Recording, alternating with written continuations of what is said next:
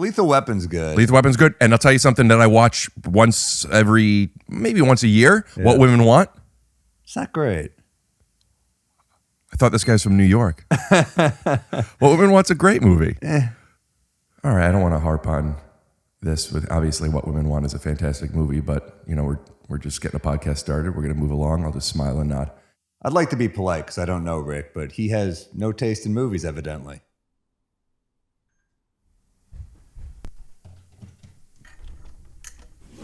I have some iced coffee, I think. Sure, I'll take a little. Is he a guest on this or something? I had him. I did have him on a while ago. I haven't posted it yet. That's pretty exciting. You're in a new show, right? Yeah. How's that going? Good, but talk to me in a minute, dude. I'm not okay. Here. You're right. Oh yeah, you're gonna like this. I'm gonna like it. What does that mean? It's flattering. This is like flattering. It's a good shot. Oh, thank you. Hey man, flattery will get you everywhere. I'm getting excited. I'm feeling a podcast starting. I haven't done one in my apartment in a month. Because you were in New York. You did Norman. Norman and Robert Kelly. I was furious at Norman because I literally told Mark, dude, I said no to Rick's podcast because we need to record, and then Mark's my co-host. Well, what did he say? When did he say no? I don't know, but I was like, Mark, we agreed on this time, and he was like, you're gonna kill me. Okay, I think that's it. I think we're ready to Let's podcast. fucking podcast, dude. You know what? Fuck it. Let me pee one more time. Do it, dude. You got a lot of props. I like it. All right, you know what? I think I'm gonna do something I've never done before. I'm gonna start the theme song while the guest is taking a piss.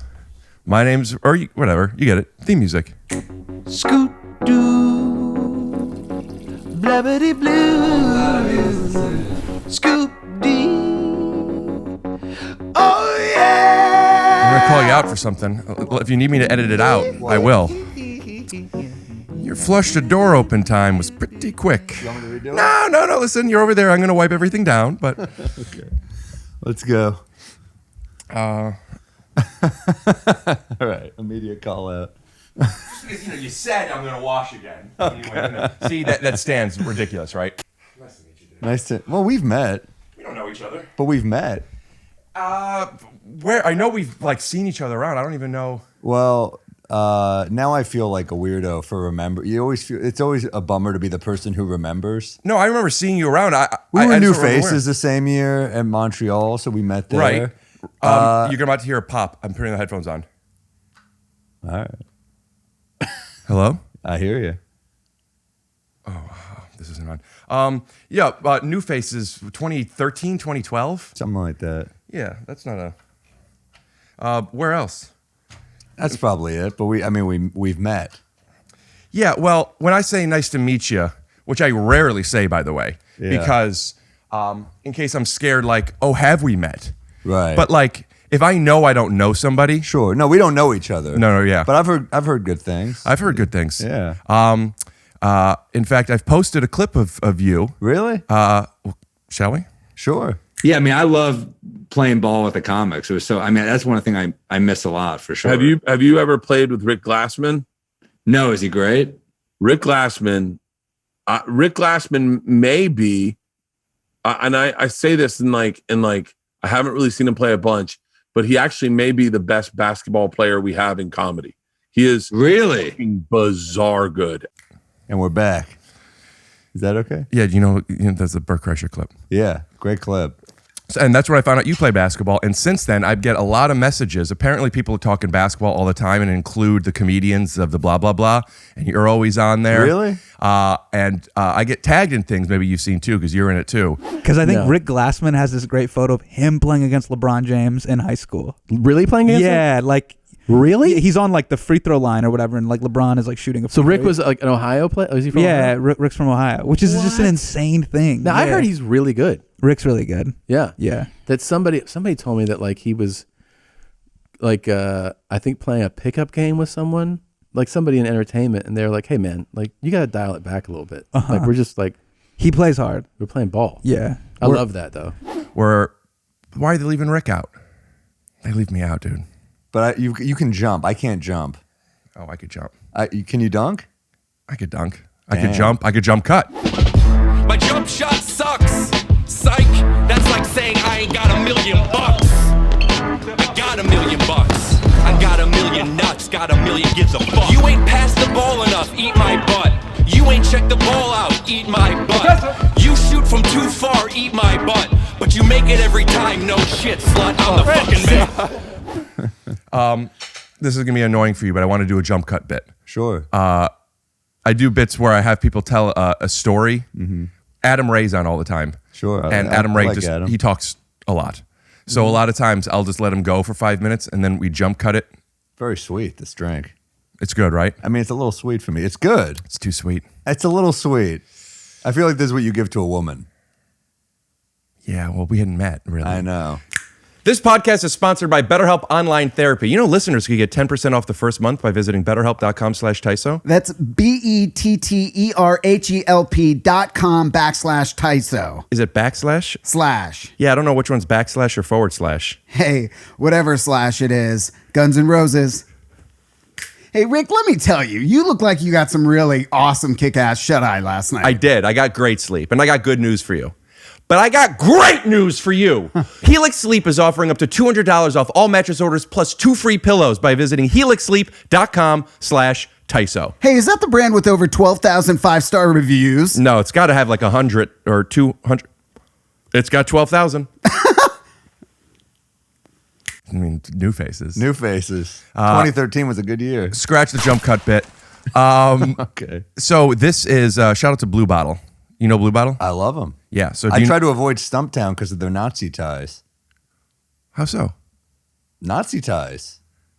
Like swastikas with like a No, but I mean they were in the 40s. They found out that the people they give money now to Jews because they're like, oh shit, we have to. Well, they don't have to. I think from a PR standpoint, they have to. Right. I didn't know that. My mom is. And Stumptown's very good too. I take no pleasure in avoiding the Stumptown coffee. Start having it. Start having it? You're not Jewish. Are you kidding? You look Jewish, but you don't. Oh, I didn't know you were Am I Jewish. Jewish? I didn't know you're Jewish. That's what I'm saying. I don't know you. Yeah. And your last name doesn't strike me as a Jewish name. Well, it is. And then Unless my Sam Morril. And my mother's maiden name is Greenberg. Very Jewish. Yeah. My mom is she won't watch Mel Gibson movies. She doesn't like Mercedes. Well, has there been one worth watching in forever? What are you going to see? The one where he's like Revenge Santa? I didn't see that, but Daddy's Home 2 is great. It is. Is it? It's legitimately a great comedy. He really doesn't like Jews, though. It's like not. He can't even keep it in. He's like bursting with anti-Semitic rage. Yeah. I don't know. He's great. Is it Lethal Weapon's good? Lethal Weapon's good, and I'll tell you something that I watch maybe once a year. Yeah. What Women Want. It's not great. I thought this guy's from New York. What Women Want's a great movie. All right, I don't want to harp on this. With obviously, What Women Want is a fantastic movie, but you know we're just getting a podcast started. We're going to move along. I'll just smile and nod. I'd like to be polite because I don't know Rick, but he has no taste in movies, evidently. I don't think Sam realizes that I'm the one editing this. I hear what he's saying, and I have great taste in movies. Fried Green Tomatoes, Basketball, Office Space, Sister Act 2, both, but 2. I just realized he's editing this, and he could probably hear what I'm saying right now, and he'd probably make fun of me. I'm a big basketball fan. I just realized I'll be at the West Palm Improv in March. I'll be at Salt Lake City, Wise Guys, Beacon Theater, New York, Columbus, Ohio, Cleveland, Hilarities. Lots of good dates coming up. You like Hilarities? I love it. That's my hometown. I think it's one of the best clubs in the country. Why? They treat the comics well. I love Nick and Sam. It's just a great club. Do you not like it? I do like it. Yeah. I've never headlined it. Oh, wow. I only headlined like maybe 20 times, and then I couldn't. Like I wasn't selling tickets, and I just stopped doing it because it sucked, and I only had so much opportunity to do it anyway. And that was you were landing a lot of acting roles. No. I was on one show, Undateable, And then I got some little things here and there, but not enough to do anything. And then it was soon to the pandemic. So basically, I started this podcast in early 2019, and this just became. I was almost by myself, and I was just doing so much editing and so much stuff, and I kind of chilled out for stand-up for a little bit, and then I was just doing 2 shows a week maybe here, and I knew I wanted to do it, but my goal with this podcast was to find a way to build an audience so I could go out on the road, and that finally I just started doing stand-up again a couple months ago. I have an audience kind of now, so I'm working on touring for the first time in years. Hilarities is amazing. I've done some guest spots there and stuff, but what makes a club good to their comics versus a club who's not good to their comics? They're just happier. It sounds so basic, but I'll do clubs sometimes where no one checked. You're just in the green room and no one checks on you. Like, maybe you want something to eat or coffee or something. They're just, they have great food. That's kind of nice. We left the coffee thing. I want to kind of defend this coffee. Sure. Even though you're right, and it is sweet. It's sweet. It tastes good, but it's just a little, I don't like sweet stuff in the morning. I'm a bitter coffee guy. Yeah, you're a New York guy. Born and raised. Yeah. So they have the New Orleans, which has chicory, which is amazing flavor, and it's not that sweet. And they do add a little sweetener, but it's not that sweet. The only milk I had was a vanilla almond milk, which I almost never get, but I started getting both vanilla and regular because I like the vanilla with my cereal. Oh, that makes sense. And I'm out. So I had to double sweeten with the already sweetened thing plus the vanilla, and Blue Bottle is probably my favorite. Same. It's so fucking good. It's amazing. I love, look, I can drink gas station coffee, but like if you give me a Blue Bottle, I'm like... Meaning that you want coffee just for the high. You don't care how it tastes? Normally? I woke up with a splitting headache this morning, and then I had coffee, and I was like, oh, thank God. You realize how addictive it is. But Right. yeah, I need coffee, but if I get a good cup, I'm thrilled. Do you drink? Alcohol? Yeah.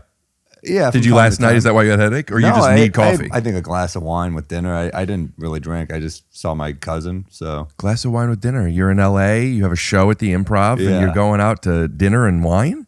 Well, it was a pizza place, and they didn't have liquor, so they ordered a bottle of wine. I was like, I'll have a glass. Can we talk about why you're in LA? Sure. You're having sex for the first time, right? Yeah, I found a prostitute here. No, he's had tons of sex. You're doing Corden tonight? I'm doing Corden, yeah. So it's going to date this podcast that came out probably 3 weeks ago at this point. Yeah. Hopefully it goes well.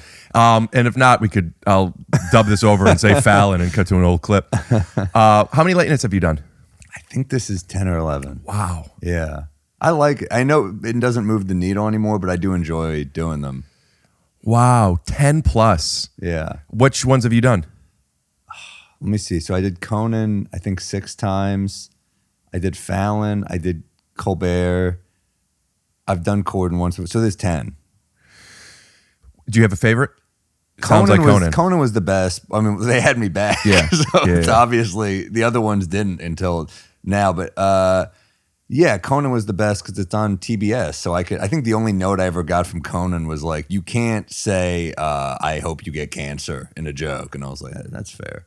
Sure. That's a fair note. You have to doctor your set a bit, or now at this point, are you writing it to where it's going to be pretty appropriate?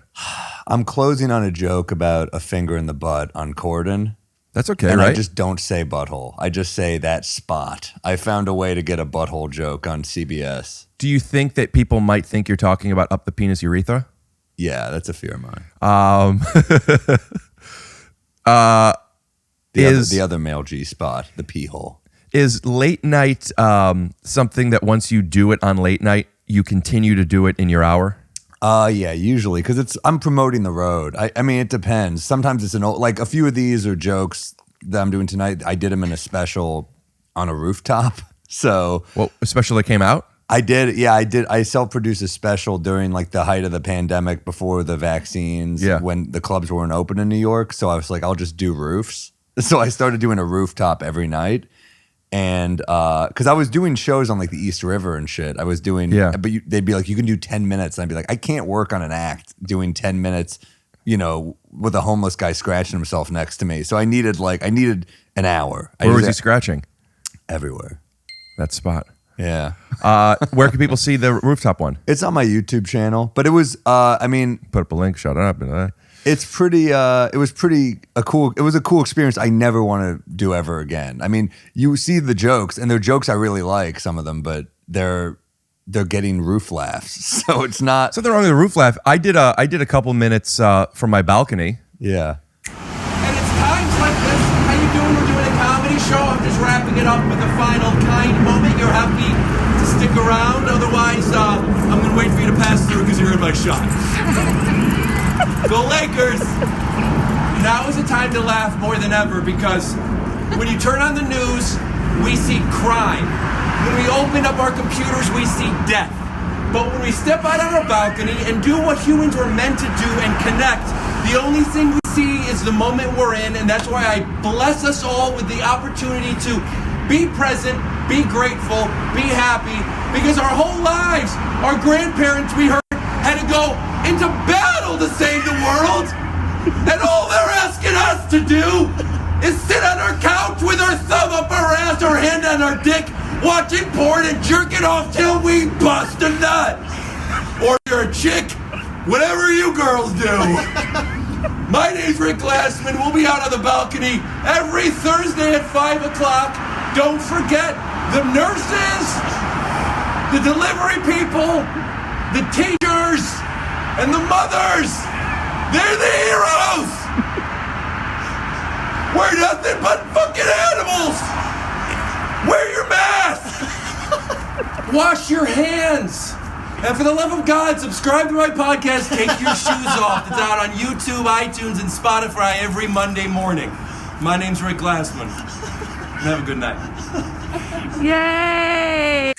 Listen, a rooftop laugh isn't a theater laugh, isn't a club It's laugh. not, so but- I figured I'll do a few of those jokes in this and then a couple newer ones. But those jokes were in a special, but I'm kind of like, I'd like to hear them indoors. If I had a bigger podcast / connections, I would ask, with your permission, of course, if we could do a pickup shot after your stand-up set of you tonight doing clearly rooftop material and having it just bomb, just like. So we're outside, stuff that clearly you would only do outside. What is your rooftop material that you're going to do tonight? You can talk about it now, right? Yeah, sure. The finger in the butt joke was one. I had one about, I had to change it a little bit. There's a joke I really liked how I say I'm in therapy and so is a woman I'm dating. So our fights take forever. I say every argument is like, I hear you and I appreciate where you're coming from.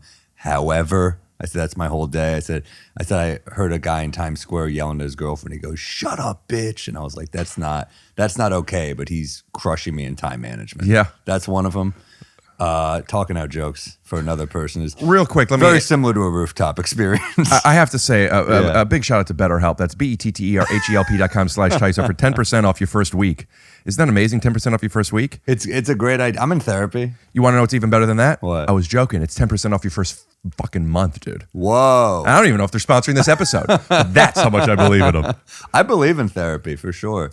I mean, I'm not saying it's for everybody, but the people that are like, it's not for me, I'm like, you're the person. Absolutely to that part. But Yeah. who's therapy not for? I don't know. Maybe I find that some people, and I'm sure they're going to hate this. Some people Well, who believe are, it. Believe this. who are very religious. No, don't believe it. Some people who Believe. are very religious, they're working on their relationship to God, but they're not working on their relationship to people. Ooh, it's a good shirt. They sell to New Orleans. Also, I stole it. bleep that whole thing, but don't take his audio out so we can still hear it.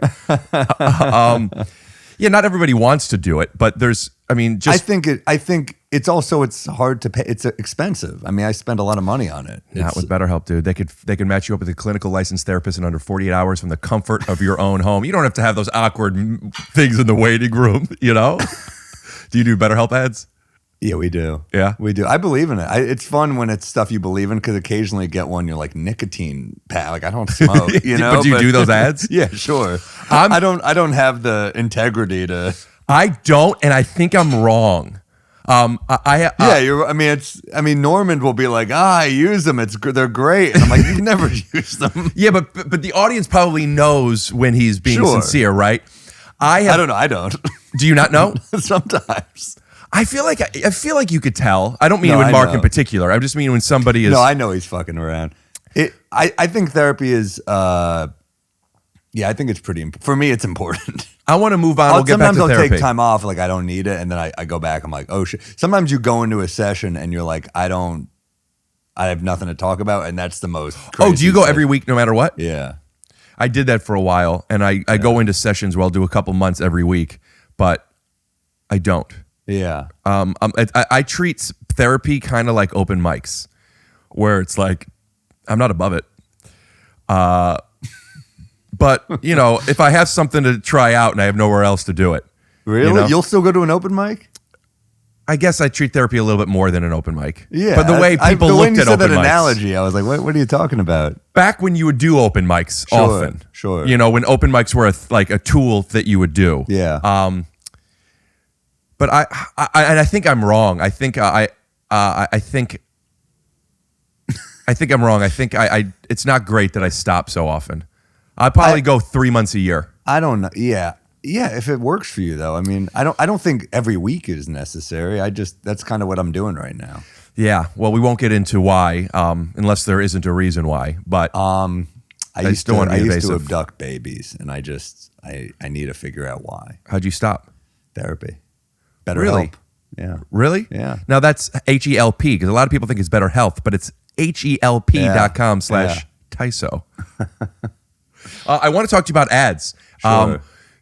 I get stuff that I don't really like, and I don't do it, and I now don't have as.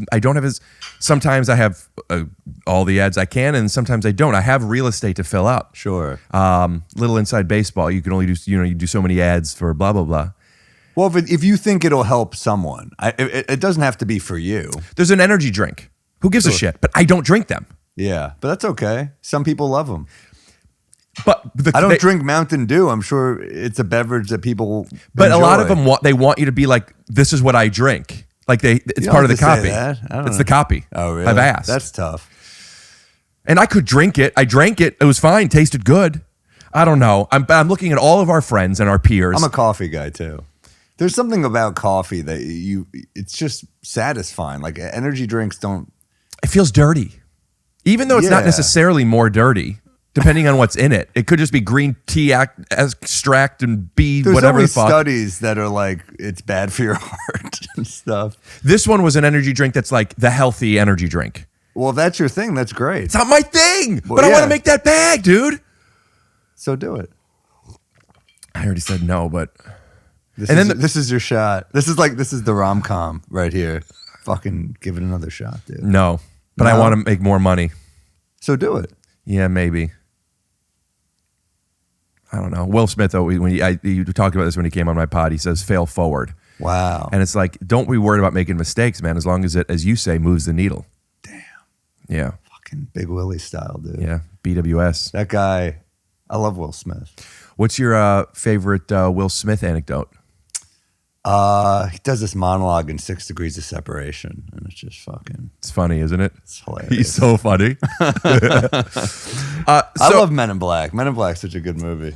They're remaking it Women in Black now, right? Really? I don't know, probably. Women in Blackface. Yes. Brutal. Why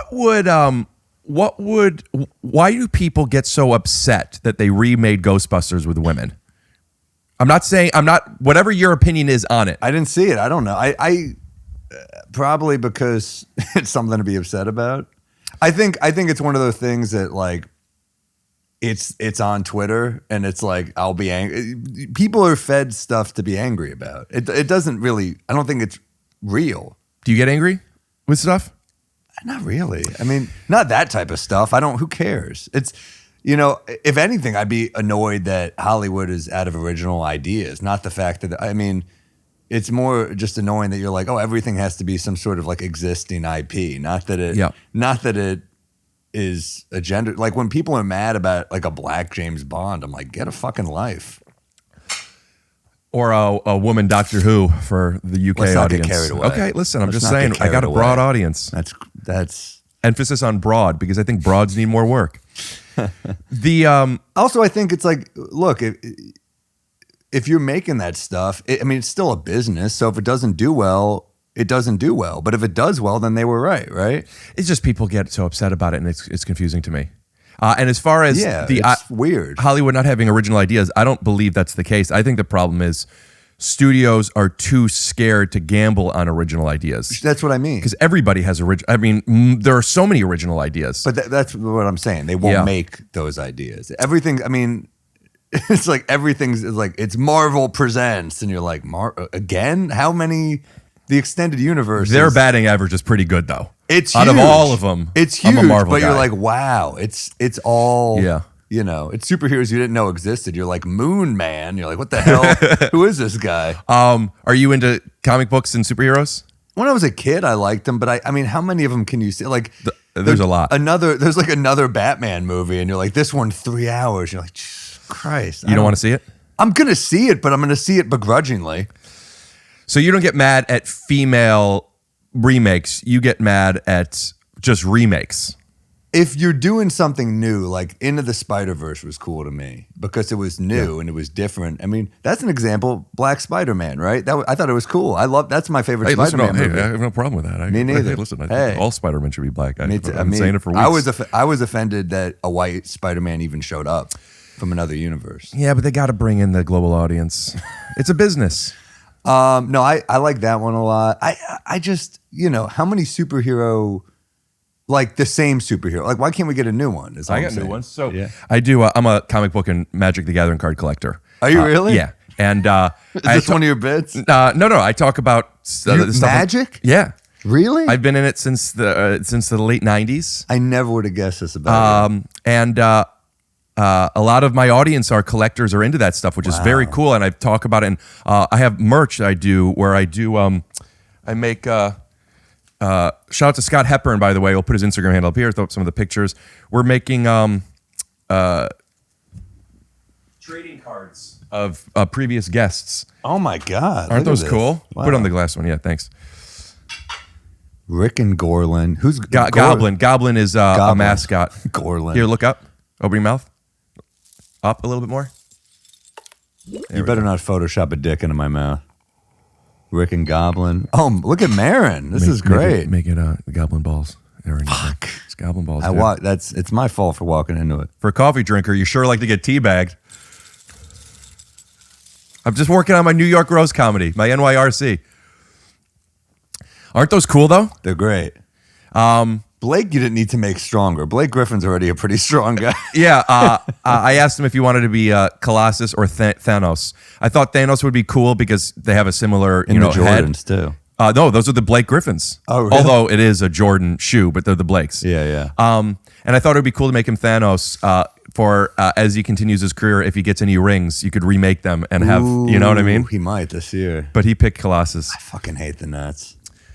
I like Blake a lot, but I hate the Nets. Everyone hates the Nets now, except for, I guess you wouldn't. Why do you hate the Nets? I'm a Knicks fan. Sure. Are you all sports? Do you care about the Yankees or the Mets or any of that stuff? I got so spoiled growing up with the Yankees in the 90s that it's kind of, it's like Paul O'Neill and Bernie and Posada and Jeter and Mariano and Pettit. They were just, they were just killers. So now I'm still into it, but like, it's weird, the Knicks are the one team that haven't won for me. Like, I grew up a Knicks fan, and they were so close twice, and then Yankees kept winning. Giants beat Tom Brady. When are the Knicks close? Was that like Sprewell days? Well, they got killed in the finals to the Spurs. Oh, I remember. Right, I remember they beat us in the Cavs in the semifinals. 93-94 was really our best shot against. Jordan was out of the league. The Knicks lost to Akeem Olajuwon in 7. I'm thinking of Detroit, not the Knicks. I don't remember I didn't start watching basketball until the late 90s. Are you a big NBA fan? I was for a while. I started playing basketball in 9th grade, and then I got like really big into it. And when LeBron left the first time, I still always watch. Sure, but I used to watch everything.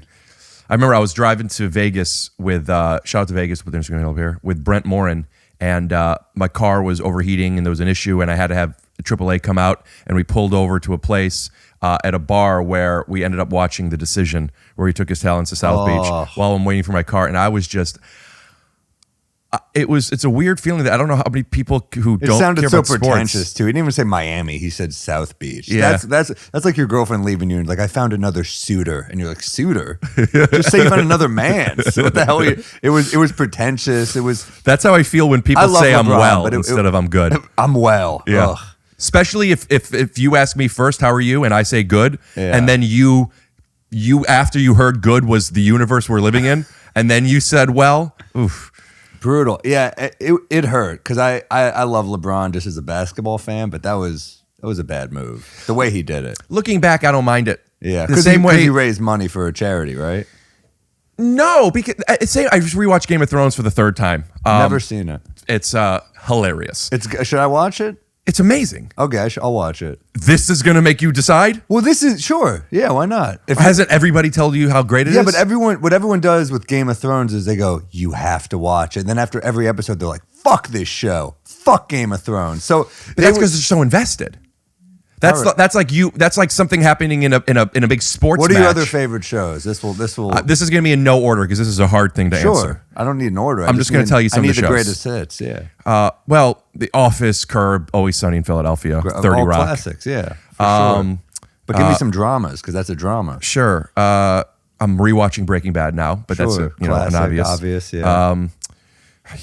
See, dramas. I watch movies more for dramas. Let's see. What do I? I'm going to tell you stuff that's going to sound all cliche because that's what I'm watching now. But Succession was incredible. Incredible. All right, I just rewatched Sopranos. That's my number one. So good. That's my number one. So good. I love it. It holds up so much to where it was the first, serialized show like that, right? Yeah. And it's like, you learn tools and devices over 20 plus years. Yeah. You watch it, it's still, if not the best, one of the greatest. And from the cameras, it looks like it was shot on, give me something funny. What's something that you chewed on? That I chewed on? Yeah, so what's something that's a bad camera? Oh, dude, like a flip phone. I don't know. What were those little things? Those little, it was called a flip. A flip. Yeah. I found on an old hard drive, maybe 200 sets because I used to film everything. It's nice to hear something positive from an old hard drive. I feel like we're always hearing like kiddie porn type shit in the news. We found an old hard drive. That's when you find somebody else's old hard drive. That's true. Yeah. Yeah. You said that I don't know if we used it. If so, we could cut to a clip. I was furious at Norman because I literally told Mark, dude, I said no to Rick's podcast because we need to record. And then Mark's my co-host. That you saw Norman did my podcast when I was in New York. Yeah. And you were a little upset? Because we had agreed on a time to do our podcast. And that's why I said I can't do yours. Right. And he was like, I got to go. I'm doing Rick Glassman's podcast. I was like, dude. The time that you were supposed to do it with him couldn't have been when he did it with me because I asked you after Norman already left. He did it at a nighttime right before a show. No, I know, but I think we did Ari Shafir's podcast and then we did ours. It coincided somehow where he's like, I can't do that. And I was like, I just realized the connection between coincide and coincidence. Yeah. Small world. Yeah, it's crazy. So a week or two before I went to New York, my arms are How'd you tired. like it? Did you like New York? Shut off. This podcast is sponsored by BetterHelp Online Therapy. Please, ladies and gentlemen, welcome Tony Cavallero. Hey guys, it's Tony Cavallero from Righteous Gemstones, Groundlings. My wife Annie made this necklace. I'm a long time sober, but whether or not that has anything to do with this, I can't tell you how important it is for self-care. And I love BetterHelp. I love what they do. You are able to release yourself of these thoughts or ideas that you may be hanging on to that someone else can subjectively listen to and bounce back off of. Yeah, guidance. Guidance. Guidance. Guidance. Guidance. Guidance. Ladians.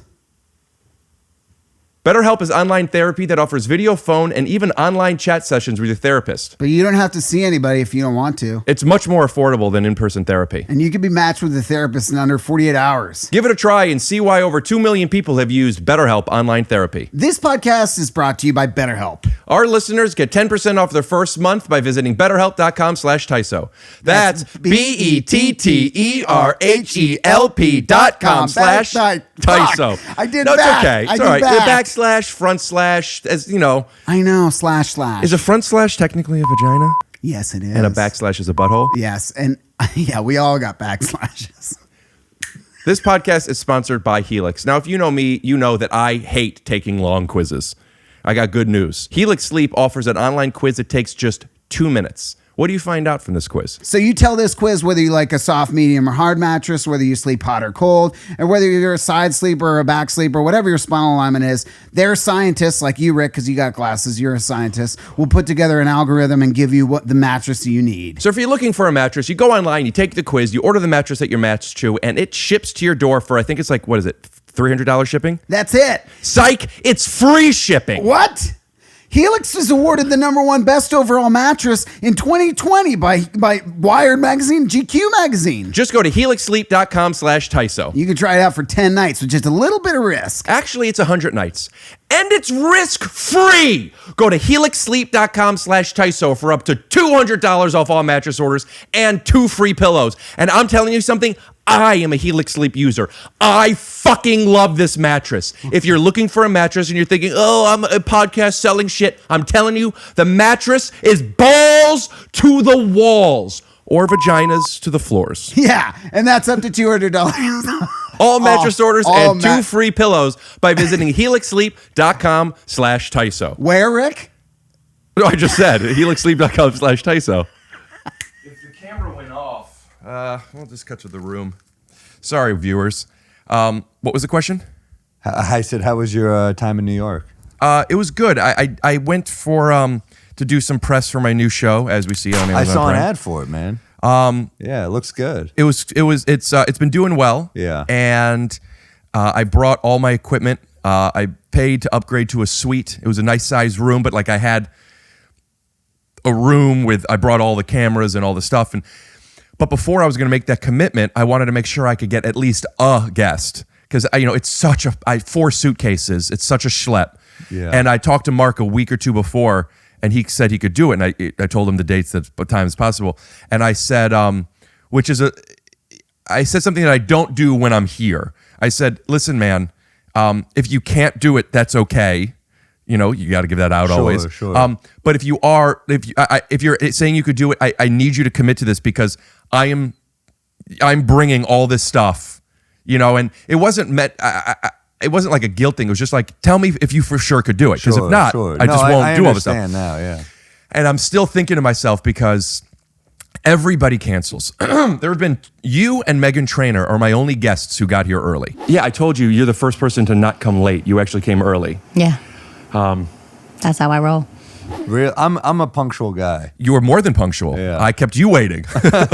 But people... Well, I don't trust the Ubers here. They cancel on you. Like I had 2 cancel on me last night after I'm waiting for them both for like 10 minutes. It's crazy. I can't drive. That's okay. Yeah, that's all right. You're not with your left or your right? I can do my left. No, dude, I was doing Joe a drive List, to the hoop bit, by the way. No, I know. Okay. Joe List used to give me a ton of shit. We did a road gig once, and he said, "We'll split up the drive," and it was like a casino run. We had to drive like hours every day. And then I got in the car. I said, "I'm an okay driver. I'm not great at turns." And he was like, "That's driving, you fucking idiot." Do you have a license? I have a license. Yeah, of course. I was going to drive a rental without a license, but he was so mad at me. I think he did 29 and a half hours of driving, and I did a half hour. He needed to doze off for a while. And, for a half hour? Yeah. I gave him a half hour. The New York, people born in New York. We're not good at driving. So many of them don't even have license. So you can. I guess I deserve some credit. Yeah, you drove a half hour. You know what? You should have told him earlier. I should have told him earlier. He was that gig I fucked us royally because I was just hustling for work. We were doing this awful run of gigs, and I remember the email, they put the dates on like separate lines. It was weirdly formatted, so I looked at the wrong date. So we flew in a day late, And then my second fuck up was we flew into the wrong city. And Joe was like, I'm going to fucking kill you. You bought the tickets for both of you guys? No, but I was like, these are the dates. I booked the gig. Right. We're co-headlining, and Joe hated me so much because Joe had been doing comedy longer than I was. So I think he was already like resentful that we were sharing the bill. When did you start? Like 2005. But Joe, had been doing it a few years longer than me. He was already kind of like a bitter Boston guy, and he was already so funny. And we did the gig. We get there, and it said Sam Morril and Joe List, but my picture was like blown up, and his was like this big, and he was like, "Fuck this shit." I'm furious. It was a hell gig. Every gig, we kept driving to different gigs, and every one was terrible. I remember the last night. It was in Milwaukee. The Brewers were playing the Cardinals in the playoffs. And for some reason, the music venue, it was a casino. The music venue was under construction. So they moved the band Cheap Trick to the comedy club, which I'm sure they weren't thrilled about. They were playing the comedy club. And that pushed us to the bar during the playoffs in Milwaukee. Everyone You got bumped by shit-faced. Cheap Trick? We got bumped by Cheap Trick. We're doing a show in the bar, and we're like, well, can you just turn the game off? Because, we have to do our jokes. And they were like, no, they're here for the game. So like, well, then can we not do the show? And they're like, no, you have to do the show while they're watching the game. And I remember Joe went up, and the Brewers are getting their ass kicked. So no one's listening to Joe, and Joe goes, fuck you. I'm glad your team sucks. And they're just like, boo. Hell gig. Do you miss that stuff? No, of course not. Do I miss bombing in a casino? Miss the hustle? Yeah, but also like the camaraderie of doing it with people that are you're becoming friends with or family with. I just respected Joe a lot at the time. I don't think he liked me at that point. Now we're very close, but I think at the time, yeah, of course. You look back and you're like, these are incredible times that we get to. I think about that all the time. Because you don't realize. I mean, now is great. Now is way better. I mean, my life is much better now, but also. How is it better? Because you're more successful as a comedian? Yeah. And I feel like I can really do what I want as a comedian now. I can do the type of comedy. I can work on my act the way I want to work on it. It used to be such a struggle just to get rebooked. Can't even say butthole, dude. But you know what? Less is more, and I think the joke will still work, but we'll see. I don't know if you're making a joke, but I do believe less is more. No, I'm not making a joke. I really believe that not saying the word sometimes is more fun. I have a tangible reason that I could explain for why I think that is. Sure. But do you have one? Could you explain why that is funnier? Yeah, because it's harder. Why is that funnier to the audience, to the end user? As a writer, what makes that funnier? I'm not like quizzing you. I'll just tell you my reason. I'm thinking for the right way to say this. Probably because I think what makes it harder to me is like, well, if you suggest something, there's almost a joke in suggesting it as well as just the joke. Right. It's like an additional joke. Well, there's two things. What you're saying is that gives the audience being able to interpret it the way that connects with them the most. Sure. They're projecting their thing into it, so it hits them harder. Yeah. And I made this observation, but it became articulated to me very clear in a Stanley Kubrick quote. Shout out to Stanley Kubrick. We'll put his Instagram handle up here. From a direction standpoint, and I agree with this so much. It wasn't funnier. He says better, but funnier. Yeah. When you let the audience discover the thing, sure, instead of giving it to them, sure. Because they also feel like in on something as opposed to this is just what it is. I feel like me and Stanley are saying the same thing here, man. I feel like we fucking Stanley. I appreciate you, dude. I just watched The Killing recently. Put up a picture of Stanley. Do you ever see? Who he doesn't like because of all the IP. Didn't Stan Lee get Me Too'd at like 95? He didn't. I don't know. I think he did. Did he? The oldest Me Too. I don't know. You could keep that in, but bleep it. But keep his audio. Yeah. It's almost on. I think it was like his nurse. It's like it's almost on you at that point. Just leave. Because it's okay if you're. It's not okay. If you're just like really. But like, what do you just say like? Yeah, you don't want to work for him. What? But she wishes she was the invisible woman then.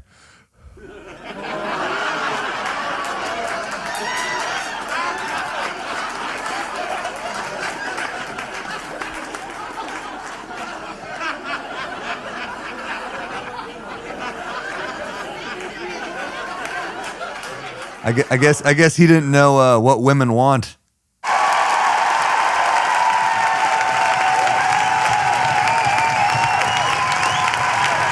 It's a callback from earlier. What? Yeah, man. Stanley Kubrick, The Killing. You ever see that one from the 50s? I haven't think seen it's his The first Killing. movie. Dude, it's fucking awesome. It's like a heist. It's like a caper from the 1950s. It rules. Let's cut to a clip. Yeah. You don't have to cut to anything, but if this were Family Guy, they would cut to like 4 minutes of the movie. You know, I always think those extended jokes are funny, but like we get it. I know. Well, it's like those are the types of jokes where it's funny at first, and then it's like, all right, and then it kind of gets, the longer it goes, it kind of gets funny again. It's a very tight line to Sure. find where to end it. Yeah. As I've gotten older, I've gotten more into, because I always love doing silly, broad bits that are like that. We get it. Sure. And I would lean into it. I'm less into committing to the thing these days because it's just not worth it to anybody. Yeah. And more into pitching it. Like, here's where you could do this. It's like, oh yeah, we get it. That could be funny, but I don't need to waste 4 minutes on it. Yeah. When you're writing and something is funny to you, when is it worth an act out versus when is it worth a pitch or an aside? Does that question make sense? An act out on stage? Yeah. I don't do a ton of act outs actually. I'm pretty much more just like a talker. So if I do an act out, it's kind of rare. Sometimes act outs hit harder for me because they're unexpected. Hit harder as an audience or a comedian? What do you mean? No, like the audience will laugh harder at an act out I do because it's so rare. So I think they're like, oh wow, we didn't know he does that. You know? Do you not do characters? Is that the reason, or it's just not part of your brand? I mean, brand is such a, I think it's just like, I don't feel as comfortable doing it, I don't think. I think I feel more comfortable talking the joke out. Like, I'll do it if the joke requires it and if I feel comfortable doing it. But like, man, there's like a vulnerability to that type of comedy that I don't know if I have, you know? Do you not, is acting something you're interested in doing? Not particularly, no. I mean, Right.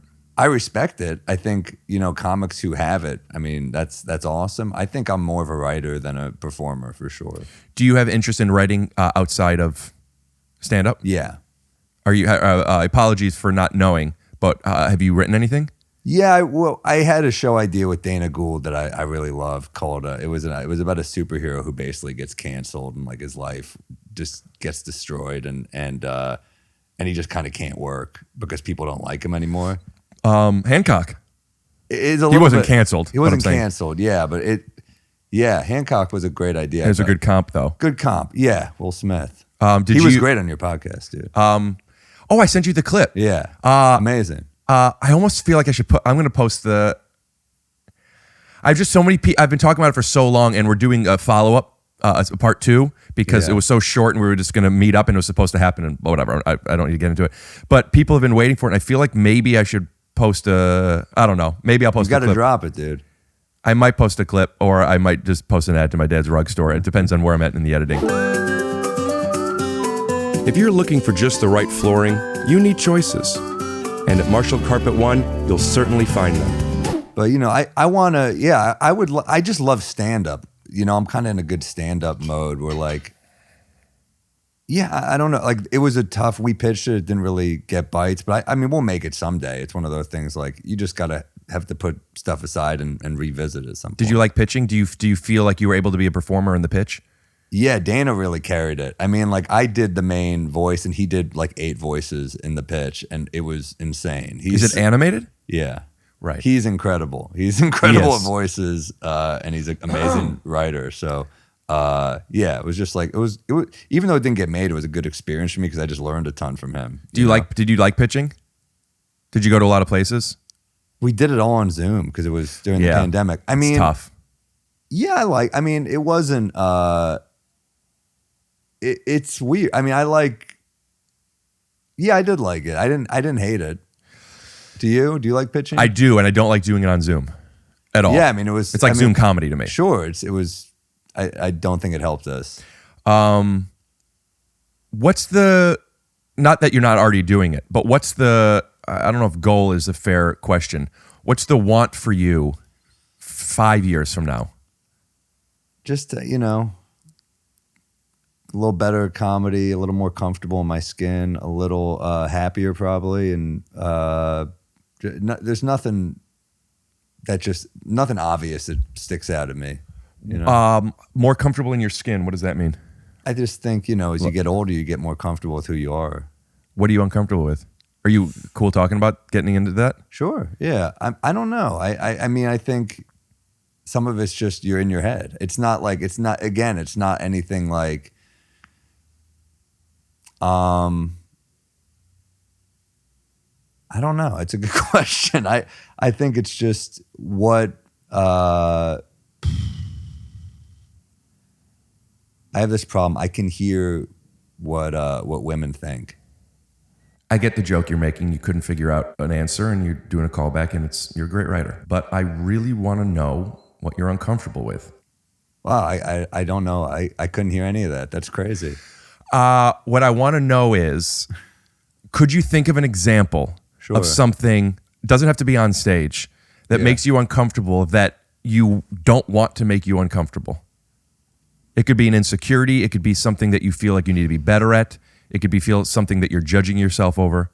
I think, you know, you have to go so hard with comedy that you neglect other aspects of your life. Like, you know, I'm on the road every week that I definitely have neglected certain, you know, just, I wish I saw my family more. I wish I, you know, had more. I mean, that's another reason I'm in therapy every week is because I'm like, it's good to have something stable right now.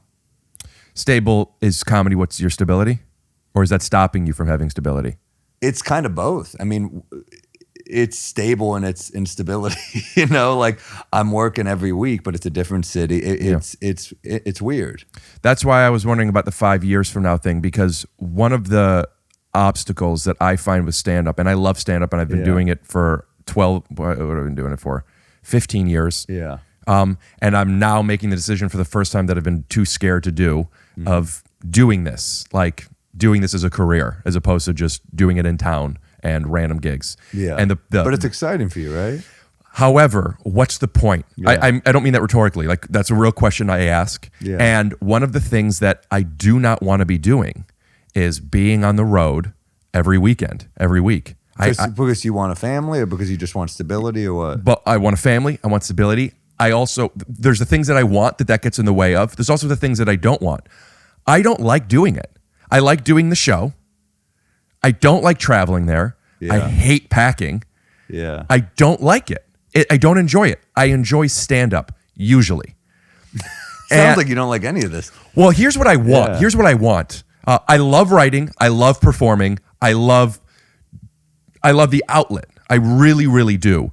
If I were super famous and successful and could do it in any way that I wanted, I would want to go do a theater show, or even if it was a club. You want less gigs. So you fly and you do the theater and you come right out. I'm fine doing a lot of gigs in town. Yeah. And then if I'm in the mood, like, you know what, let's do for 2 months, 3 months in a year, go on the road and just figure something out for a special or for a thing. Like, it's like people who work out constantly and they're in great shape. Good for them. That's just too hard. But if you book a Stan Lee Kubrick superhero movie and you have to get jacked for something and you work really hard for 3 months, you film the thing and now you're done. Yeah. But you want an end in sight, basically. It doesn't have to be an end, but I want there to be tangible, specific goals, accomplishments. Film this special, do this thing, create this thing, and then let me just watch Game of Thrones again. You know what I mean? And just that road life. That road comfort watch. Like I feel like on the road, it's mostly reruns for me, because there's something about just knowing what's going to happen. If I watch something new on the road, sometimes it makes me nervous. But I heard this great Michael Jordan quote where this young player was like, "What made you great?" And everyone thought he was going to be like, "I worked harder than everyone else." And he just said, "I learned to love the shittiest parts." And I was like, man, that's so important. Yeah. Like, I really did learn to enjoy the road a little more after, like, I thinking about that. Like, I mean, this is my life. I may as well try to find ways to really enjoy it.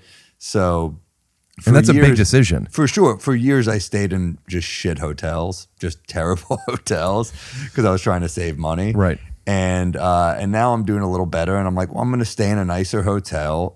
A decent bed is important for me. Sleep is important for me. I like doing reps. I like doing, like, 6 or 7 shows in a weekend as opposed to 4 or 5. Because I just feel like I find something new. It's harder. It's getting harder for me to sit down and write. It's getting harder and harder for me. So why? Because you have stand up, or because there's just more stuff to do. Like I feel like morning radio, podcasts, trying to stay in contact with friends. So it does get harder to just sit down. There's more to. I'm busier than I ever was. So back in the day when there's less to do, you can just sit down and write. My ADD has only gotten worse. What does sitting down and writing look like for you when you do it? Scrolling news websites to get maybe like headlines in my head or news stories, if I get like one funny angle on a news story, then I can kind of start talking about other stuff. That just kind of gets me in like the format of a joke. Will you give me an example of something that you've done already? You don't have to come up with it. Sure. Of a news headline that you saw that this is the first time you're hearing it, or at least first time like really consciously considering it. And do you go, oh, give me an example of something? I saw this, I was reading this article about that representative, Mary Miller, and she said... Shout out to Mary Miller. She said Hitler was right about one thing: the youth is the future. And my thought was, you don't have to give that quote to Hitler. Like I feel like a lot of people have said that one. Yeah. So that was like the first, just the turn. All I need is the turn that I can kind of write a Michael joke. Jackson said it, didn't he? Sure. Yeah, he believed the children of the future at least. Yeah. So now you're like, okay, this made me laugh. There's something to it. Well, sometimes those are hard ones too. When the setup is ridiculous, it's hard to find a ridiculous turn. Why? Because everyone already gets it? Well, because you're already like, that's stupid. But you're like, well, let me try to figure out what's the angle that other people don't see. Sure. Yeah. I mean, everyone's like, that's fucking stupid. So like, let me try to twist that into a joke. So that was the first step. And then I was like, all right, let me find a joke. Anytime it's a news story, I'm like, this is important. Just to get the ball rolling in my head, just to get that, like, sometimes I'll listen to a set and I'm like, that's how I speak. You have to just hear your jokes. Sometimes like I'll listen to a story I told on stage. I'm like, this is where the jokes need to go here. I can add a line here. I can add a line here. Because there's a lull? Yeah, not just a lull, just I'm like, there's more potential here. Like this is an angle I didn't even think about. I hate listening to myself, but it's like the gym. It's like a necessary thing. But you have to hear it. Yeah. Before you know what to pump. Well, when you listen to your stand-up and it's just like a different rhythm than how we speak normally. It's, there's a sense of urgency for a laugh every 10 to 20 seconds. So I listen to that. I'm like, okay, what's the quickest? It's like challenging yourself. That's why I like to write on stage sometimes. Mm-hmm. At the end of my set, sometimes I say, just shout out a current events thing and I'll try to think. Sometimes I fall on my face, but there's something funny about falling on your face too. But then if I get a line, I'll riff a line sometimes that'll. Do you do that in every set? Is that part of the act? Is like the improv? Not in the city. Thing? I don't want to waste a 15-minute right. set. On the road when you're on the road time. Because I'm like they're happy to indulge it usually.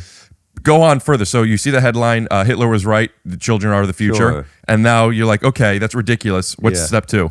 Step 2 is something like, it's better to ask for forgiveness and permission. Jeffrey Dahmer, he said that. Something like that. Right. You got to just find another angle. So take it a step further. So, and this is maybe an annoying thing. Some people. Are we getting too technical? Are people going to hate this? I don't know. But I'm interested, and I can't not ask. I got to follow what my questions are. Okay. You're just using the device. It's just an analogy device. If this is funny, then it's the same math. You're just doing something else. So you're basically giving more examples to show how ridiculous this is. Well, yeah, the setup. This isn't right. Not in a sense of like a social justice sense, in a sense of like this doesn't add up. And then let me prove why it doesn't add up, and let's find a funny way to prove it. So now you could have some examples. I got to take a huge shit, Maya Angelou, or whatever the fuck, right? Sure. And then, okay, now I have some funny things. How do you then turn that into a bit? I think you keep going. You find other examples. You find like other people who have said weird shit about. Like I took a Marjorie Taylor Greene quote about going to a Holocaust museum, and that's kind of how I furthered it. Like you find other angles, and you just keep it going on subject. That's at least how I lengthen how does this segue into something else? You keep the joke going. I think people want to. It's like a volley. It's like keeping a ball in the air, right? Yeah. So I think that was the next one. And then you do this and it's relatively topical. I mean, I guess Hitler is always in the zeitgeist, but the person who said it and the quote, is there a shelf life to that for you? The shelf life is when I either throw, if it's a topical joke, I'll get rid of it on social media or something, or I'll just get bored of it. What happens when you get bored of jokes, but it hasn't been put out yet, and you still think it's good? I'll do it on Corden tonight. I don't know. I'll find a place to put it, but I don't. Sometimes I'll still put it out, or sometimes I just won't tell it again until I put it out in something. Or sometimes I just drop it. Does put it out means just on Instagram? Is that considered putting it out, or does it have to be on or in a taping? special? One or the other. Yeah. Could you do? This is a real question that I'm asking as I'm trying to understand this, because I have. When I say I've turned down late night, it's not like they've made me offers, but they've asked for me to do stuff and give them the tapes, and I just don't do it. And I'm still trying to better understand why I'm not doing it. And I know at least it's fear-based in some way. It's high risk, low reward doing a late night spot, because if you flub a line, it's just on the internet forever. And it's like, there's no redo. And I do hate that about it.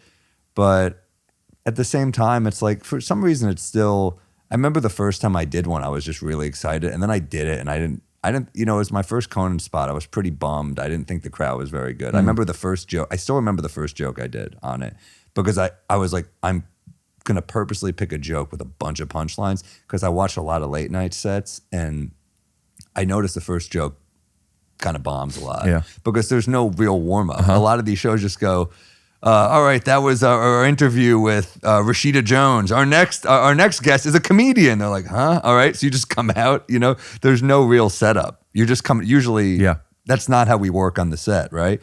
So I remember the first joke the joke was, I still remember it. I would say, this girl, I was trying to bring this girl home and she said, I'd invite you to my apartment, but it's messy. And I was like, yeah, that's not a deterrent. I've seen you that joke. Yeah, at 3 a.m, like a guy's like, I'm going to walk in like, absolutely not. Like, if you fold these sheets, we could talk, but without a duvet cover, it's not. And then I go, of course your place is a mess. If you're willing to have sex with me, I'm going to assume your whole life is in shambles. So that was like, to me, I was like, that's a lot of punchlines for an opener. And it didn't really hit that hard. And it killed every time working up to it. So that throws you. So now for the next 4 minutes, I'm holding back anger at this crowd for not, it's a 5 p.m. crowd in Burbank. Like, they're probably not my target demo, but some of them are diehard Conan fans, so they're comedy fans, but like maybe they don't love stand-up. Like Conan respected stand-up.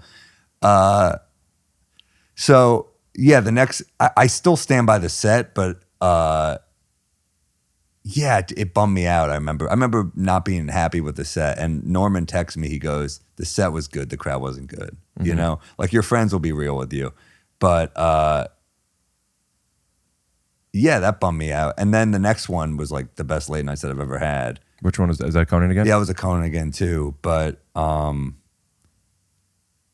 it's definitely, it's a risk. It's risk not like for me. now you could self-produce stuff and you just put out yourself, like the best of And you you. choose. And this is likely not going to be your best. Not that many, respectfully, not that many people watch late night anymore. Sure. My hesitation with it, and I don't know how fair this is to the way this stuff works, is just, it's not wanting to waste it here. Well, it's not wasted. You could That's still what do I'm it. asking. No, it's not. I don't think it's wasted, because you just said not a lot of people watch it. So Right? if anything, you're just getting some new people that might like you. That's what I'm realizing.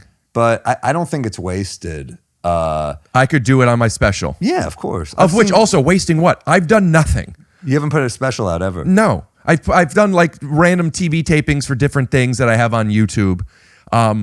But nothing. And also, like, I have sets that, you tape stuff, and I have all these sets, and I know part of the model that a lot of people do, and you do very well, and consistently, is you just put out stuff. Let people see what you're doing. It's the only thing I've ever done that's like helped me on the road. I don't do it. And I don't know what I'm scared of, other than like, this isn't, the stereotypical artist thing, which I'm not consciously wanting to be. But like, if I were to be like, fuck that, it's not ready. It's never going to be ready. You know? Yeah, well, there's a thing to like overcooking it, right? Like at a certain point, then you you're stop just- doing it. Now and it was never out. I also saw comics getting so mad sometimes when someone's like, "That guy stole my bit," and I was like, "You've been doing that bit 20 years, dude. You got to just drop the bit anyway." Also, like, there's only 20 bits. I never wanted to be married to a joke that hard that I got that angry. When like obviously you're pissed when someone steals your bit and shows no remorse, but yeah, there's such a thing as parallel thought, and Usually. I never wanted usually. I'm saying it usually is parallel thought, usually, not theft. but you know, I mean, if you're ever that in love with a bit, you got to let it go away. You got to just move on. I don't even think it's that I'm that in love with the bit. I just think it's a lot of the comedy that I do is there's some divisiveness to it, that it's a reveal almost, like, and I don't think this is true. I think this is emotionally how I feel. It only works once. Does that make sense? Like this joke, if you've seen this before, it doesn't work again. I have realized that's not the case. I do too.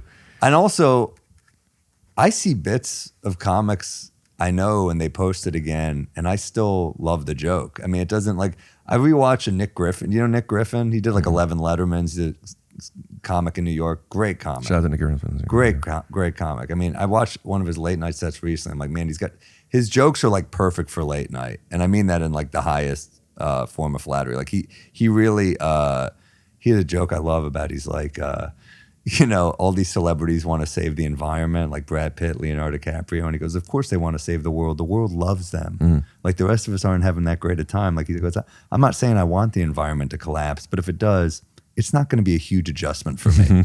It's just a great late night joke. Smooth, you know. What's a great late night joke? Set up punchline? Yeah, set up punchline, but like, it's just like, there's something very smooth about how he does that. You know, like all of his jokes, they kind of segue into the other ones. It doesn't feel like, you just kind of get into his rhythm. You get kind of sucked into his rhythm. The comedian who I think has a great late night rhythm, and I don't know how I could explain it other than that, is Gary Goldman. Oh my God, yeah. He is, you watch his bits and it's just like. And he'll do one subject for 6 minutes. Yeah. I mean, but it's just. Sure. And he can also kind of dip out for a second and come right back in. He's. What is that? Is that just a coincidence? Some comedians have a flow that is good for late night, or do you hone that? I think both. I think, you know, he's a vet. Those are both veteran comics we're talking about. So Gary's been doing it a long time, and he has so many good jokes. I mean, he just knows how to. He also does a thing that like Gaffigan will do, where it's just like one subject for 8 minutes, and it's just like, boom, boom, boom. Like I hit every angle on this shit, and he's. Do you know him? Who? Gary? Gary recommended me at the Comedy Cellar. I mean, really cool. Gary's. I don't know him, but I'm a big fan. He changed my life when I was a young comic. I was opening for him at Magooby's Comedy Club. It was like 2011, probably, maybe 10. It was that long ago. Well, which one was it? Fuck. I don't know. But I got off stage and he was like, "You're going to be my first rec at the Cellar." And I was like, wow. Holy shit. And he had just seen you for the first time then? We had a mutual friend. Ryan Hamilton was a mutual friend of ours, but Isn't still? We fell in bad times, man. Is that true? No, he's one of my best friends. Oh, because you said was. And No. I love Ryan. But shout out to Ryan. yeah, so Ryan's like, you two are going to love each other, like, you know, and yeah, the first night he did. So yeah. Gary. What does that feel like to have, because in this business, we have, if we're lucky, or very few kind of champions. Yeah. Like people that just like look out for you in a way where it's validating, it's flattering, it helps. And to have that, to be at the Comedy Cellar, which I'd have to imagine was probably a goal of yours. Oh my God. Yeah, I was terrified. It was a weird mix of like, well, I don't know if he'll really do it because I didn't know him. And then the other part of me was like, the other part of me was kind of like, fuck this. I was terrified. Not a lot terrified of comics, of the opportunity. Yeah, because I really I held that club, you know, in pretty high regard. I still do. I mean, it's the Cellar. I love it. But yeah, I was pretty nervous. I remember I walked the block. I circled the block 3 times before I walked in on the audition. I couldn't walk in. How did the audition go? It went really well. I remember Keith Robinson, hilarious comic, shitting on me. I said he could just see I was a nervous kid at the cellar table, and he kept going, look how nervous he is, and everyone's laughing. Like, this is fucking terrifying. What are you, like 26, 27 at the time? 25? When were you born? Must have been born in 86? 86. Yeah, I was fucking nervous, man. Do you miss that? No. With, not at all. Let me tell you what I think the benefit of that is. I miss the caring so much I still that it makes. Care. I think you care as much? I care about different things. I mean, that was like, I'm glad that's over with. I mean, don't you remember we were Montreal New Faces the same year. Remember auditioning for that shit every year and just dreading it? I auditioned one time. Oh, wow. It was the first time I auditioned for it. And the whole thing was just exciting. I remember Mark Normand and I auditioned. It was both of our fourth straight Mark year Normand audition. didn't do it our year. He was our year, yeah. Mark Normand did it with us? Because I remember you doing it. I don't remember him doing it. Mark was there too. Really? Mm-hmm. He did New Faces the same year as us? Yeah. Yeah, absolutely. Because I remember the experience because Mark and I were on the same callback for the thing. And we're at Broadway Comedy Club, which is like not a great, it's like 12 people in the crowd. 8 are foreigners, and I'm like, this decides my fate. Like, this is bullshit. You know, I have to crack up 4 Norwegians and 2 French dudes who thought they were going to see, you know, Tina Fey. Okay. They lie to you about the street team lies to people. I used to do that, but they lie to people. Say who was coming in to bring. Oh yeah, in. they'd be like, Chris Rock's here tonight, and they're like, Chris Rock has never walked in here, you know. So I mean, I remember Joe DeRosa would say they'd say Tina Fey, and we're like, she's not even a stand-up, she's not coming. But people would be like, we were told Tina Fey was going to be here, and yeah, I remember. We did as well as we could have for those people, and we ended up going. But I mean, even finding out that year, I remember Mark was like, "You're going." I was like, "I haven't heard anything." I was like, "You?" And he's like, "I haven't." We were shocked always that the other person wasn't going. I think, but it was 4 years, and it's like, you know, 4 years. That was you back, auditioned 4 years. Yeah, but that was back when the festivals, I wouldn't say made a difference. I mean, I feel like in the 90s, you'd leave a comedy festival with a sitcom deal, like a holding deal. I remember when we did it, people would talk about 10 years ago what it was. And now you're saying in a similar way. Yeah. But yeah, no, people did though. People did stuff. I remember Pete Davidson was our year. Yes. Ian Carmel. Ian Carmel. Santino, I think, as well. I don't think so. I think maybe. I think he was. I feel like he was there but had already done it. Oh, maybe. But like almost everybody either just got on something and they did New Faces, or after New Faces they got at bat at something. Yeah. Not everybody, but like, did anything come from it for you? I got signed by an agency, Paradigm. And the guy who signed me left like 2 months later and didn't tell me. So that gives you an idea how important I was to them. How'd you find out? I was like, why don't we talk to Fred? And they were like, he doesn't work here anymore. And I was like, what? I thought he was my guy. And they're like, well, you know. New Faces felt like a big deal. Yeah. I had an agent there named Kama, and she was great. It was just the company didn't care. She really cared. She was great. And I think she's like in the music business now. But, you know, they were not a good company for comedy. They were like, we got Roseanne. And I was like, does she tour? They're like, no. I'm like, well, do you have anyone who tours, you know?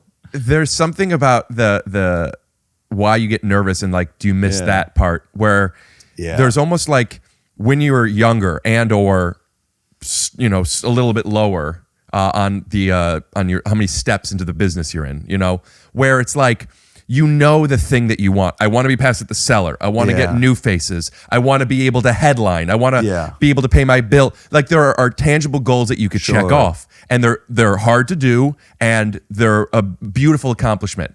And not to take away any gratitude, at least speaking for myself, of some of the things that I've been able to do.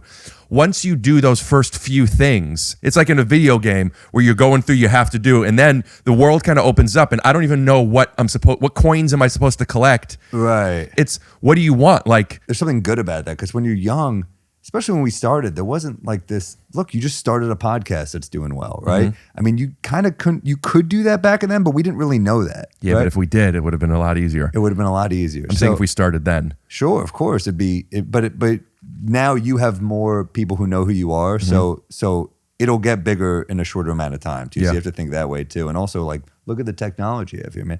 I think it's Camera's off again. No, I'm just kidding. But you know, there's something about, I guess, just gambling and knowing which thing is going to pop next, right? And you kind of have to. I mean, that's the beauty and the stress of the business now is you don't know which, like, is it going to be TikTok or YouTube or Instagram or Twitter, right? You know, but or there's a new one coming out. Who knows? Ballif, where it's you just do audio sound bites. I'm a Robin Hood guy myself. Oh yeah, yeah. But you know, there's all these ones now where you don't know what's going to take off, and there's, back when we did it, it was kind of like we needed these things. Now it's kind of like, well, you can kind of needed what things? Well, I guess to be taken seriously in the business, new faces to work, right. Stuff like that, like credits, validation from them, which we don't really need anymore, because comic validation is more important. Well, you could build now you could build an audience without all the gatekeepers. Sure. You used to have to get in front of cameras or stages that people had to allow you to do, and now you could be exposed. A dude in a fedora was judging us. Yeah, and then there was a strategy of how do you get in with these people that don't really matter to your career, Sure. but they're in the way of this thing. But what that did do was it filtered the stages. What I mean by that is, I remember when Vine first started. It was like a video game, as you're saying. Like, you're like, this is level 1, this is level 2. And now you're like, there's well, pros and cons to it. Of course, yeah. The pros are, there's, you know, like now you focus on getting good at this thing, right? Now, for better or worse, you have to strategize and get very lucky. It's just a lot of work to do stuff. I mean, even if you film a sketch, to put it in the proper aspect ratio for TikTok versus Instagram versus Facebook, like you have to kind of pick. It eats up your day. And then what do you have to talk about, right? Right. I mean, some of this is, you know, you have to live a life, you know, to stay connected. Or you don't. But you do, to live. I think to be a comic, to be connected, you have to live. Well, how do you do that going on the road constantly? Well, you do stuff in the city. You get stories. You do things that people do. I mean, a lot of these comics that were like, that guy's out of touch. Yeah, that's because he flies private. He stays in a fucking 4 or 5-star hotel and doesn't do anything that normal people do. You have to do things that people do. So when you go on the road, you make a point to go out in the city. More than ever. I used to not do it. I used to stay in my hotel and not do anything. Now that's a great piece of advice to make sure you go out. I was in Alabama. I was like, let's go to the Rocket Museum. Let's do shit. At the very least, let's find a good restaurant and like eat up some of this local cuisine. Let's see what they're known for. Let's appreciate where we are. Because, you know, like, look, some people are like, you're going to Cleveland. I'm like, I like Cleveland. I'm there for 2 or 3 nights. I know good restaurants there. I know that I'm going to hit the Rock and Roll Hall of Fame again. I got a spot for you to check out. Yeah? If you're looking for just the right flooring, you need choices. And at Marshall Carpet One, you'll find thousands of choices, including carpet, hardwood, rugs, and luxury vinyl. So make the right choice and visit Marshall Carpet One and Rug Gallery. And we promise, with more than 50 years as a family-owned business, we've got you covered!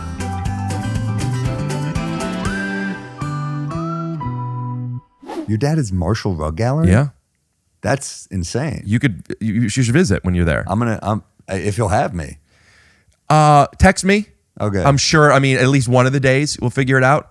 But yeah. Wow. What's weird about that place, and I'm sure you've heard, is if you want anything, you can't be a customer there. What? Yeah, they just treat everyone like family. Amazing. Yeah. So go on in, brother. Help yourself to some flooring, luxury vinyl, area rugs, carpet, hardwood. I'll have hardwood.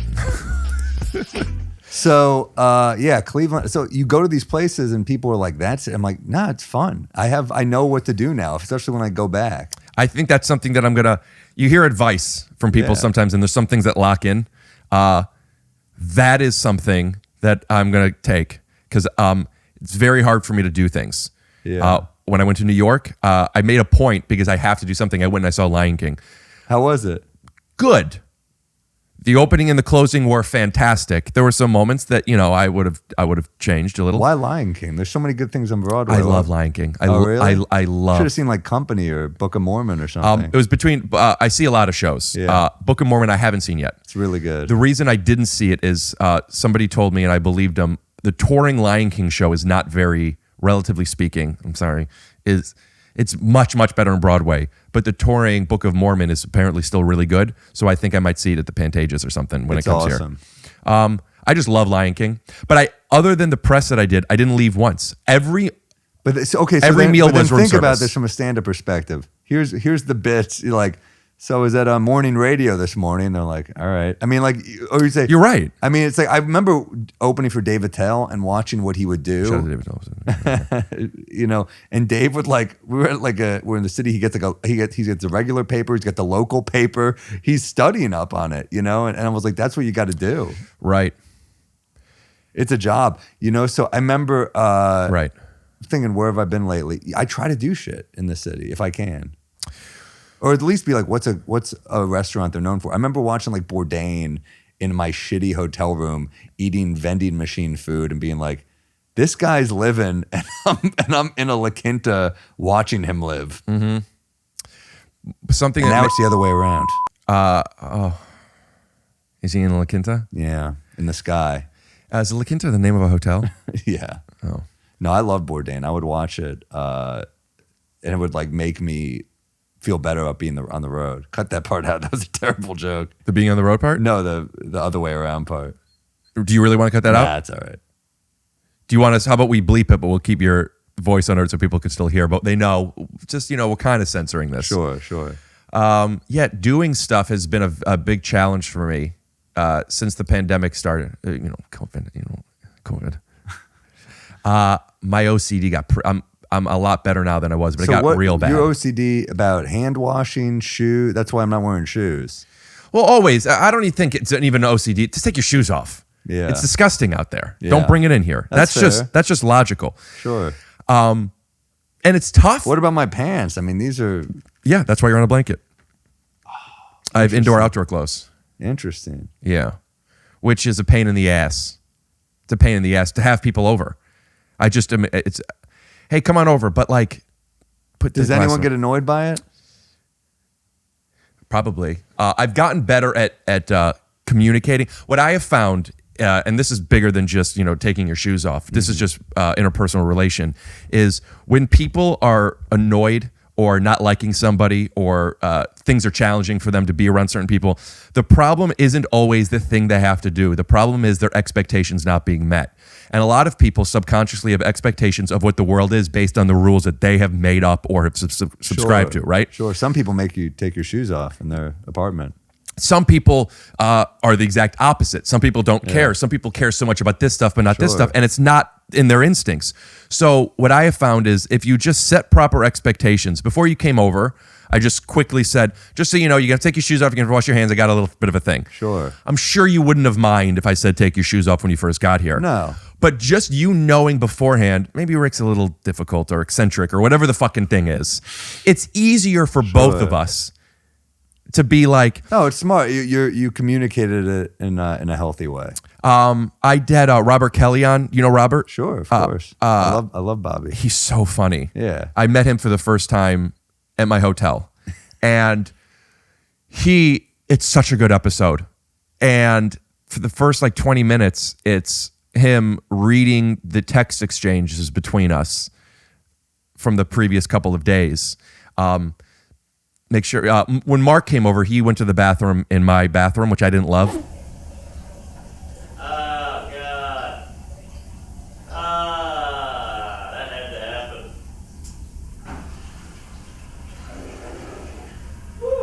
Whatever towel you use, throw it on the floor, please. Did you use a towel?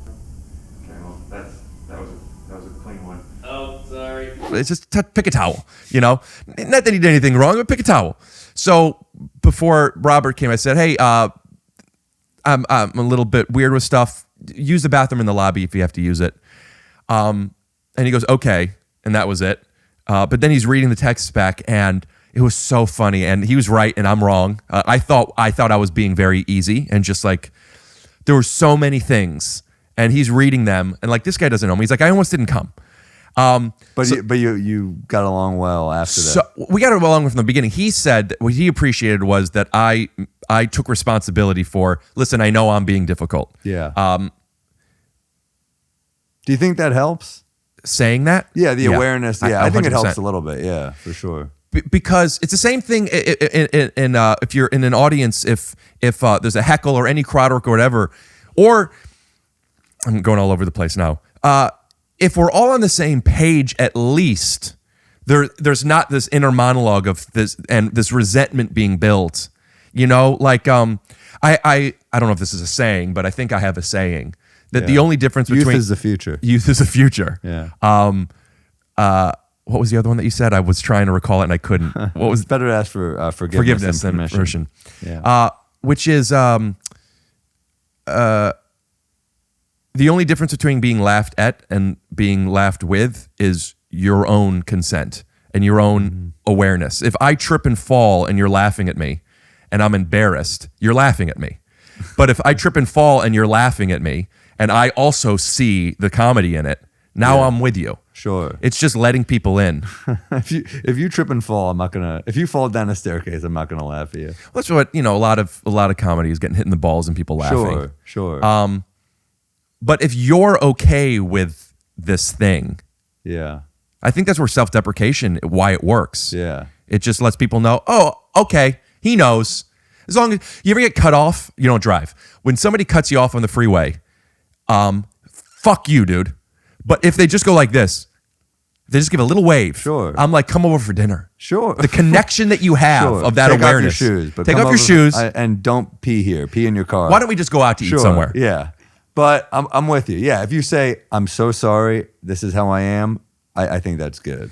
Chris Rock, who we're actually having on the at the club tonight at Broadway, said something. I don't know if it's really him. I see all these memes of quotes, and it's like Ryan Reynolds or Jason Statham. It's like they never fucking said that. I know. You know. But one of them was Chris Rock, and maybe he did. Maybe I even heard I him don't say think it. George Carlin ever said the Jews will not replace us, but if you say so.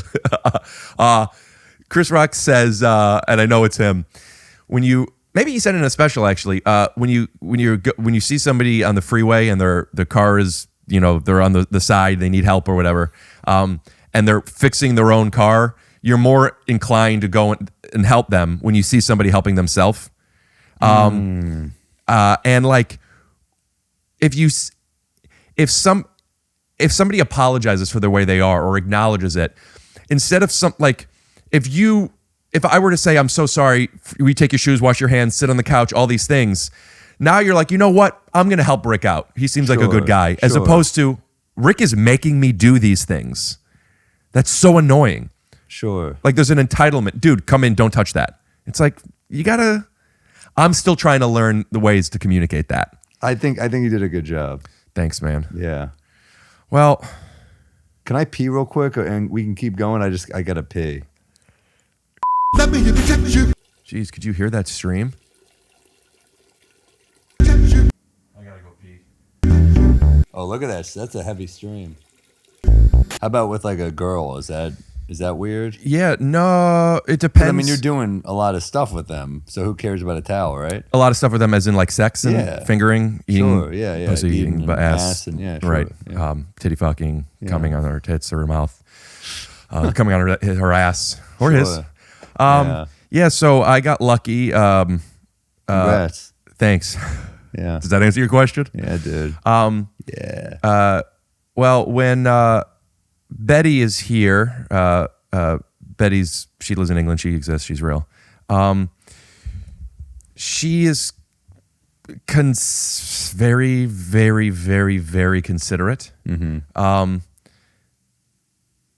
But there is like a balance that you have to like a give and take. I had Howie Mandel on, who is people know has obsessive compulsive disorder, and we talked about this a bit. How like you also have to concede certain things. Sure. And what I have found is having somebody else here forces me to feel the anxiety and realize it's okay. I really want to get a dog for many reasons. One of the reasons I don't is because it'll be messy and chewing and hair and blah, blah, blah. But for that same reason, I think it would really be good for me, because then you're just like, it's fine, dude.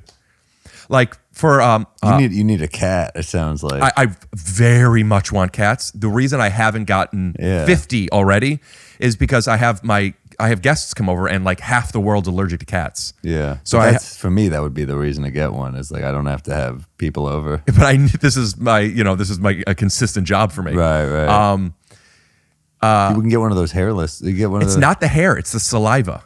Really? But there's some though, because my friend Steve Rogers and Caitlin Palufo, they're comics in New York, and they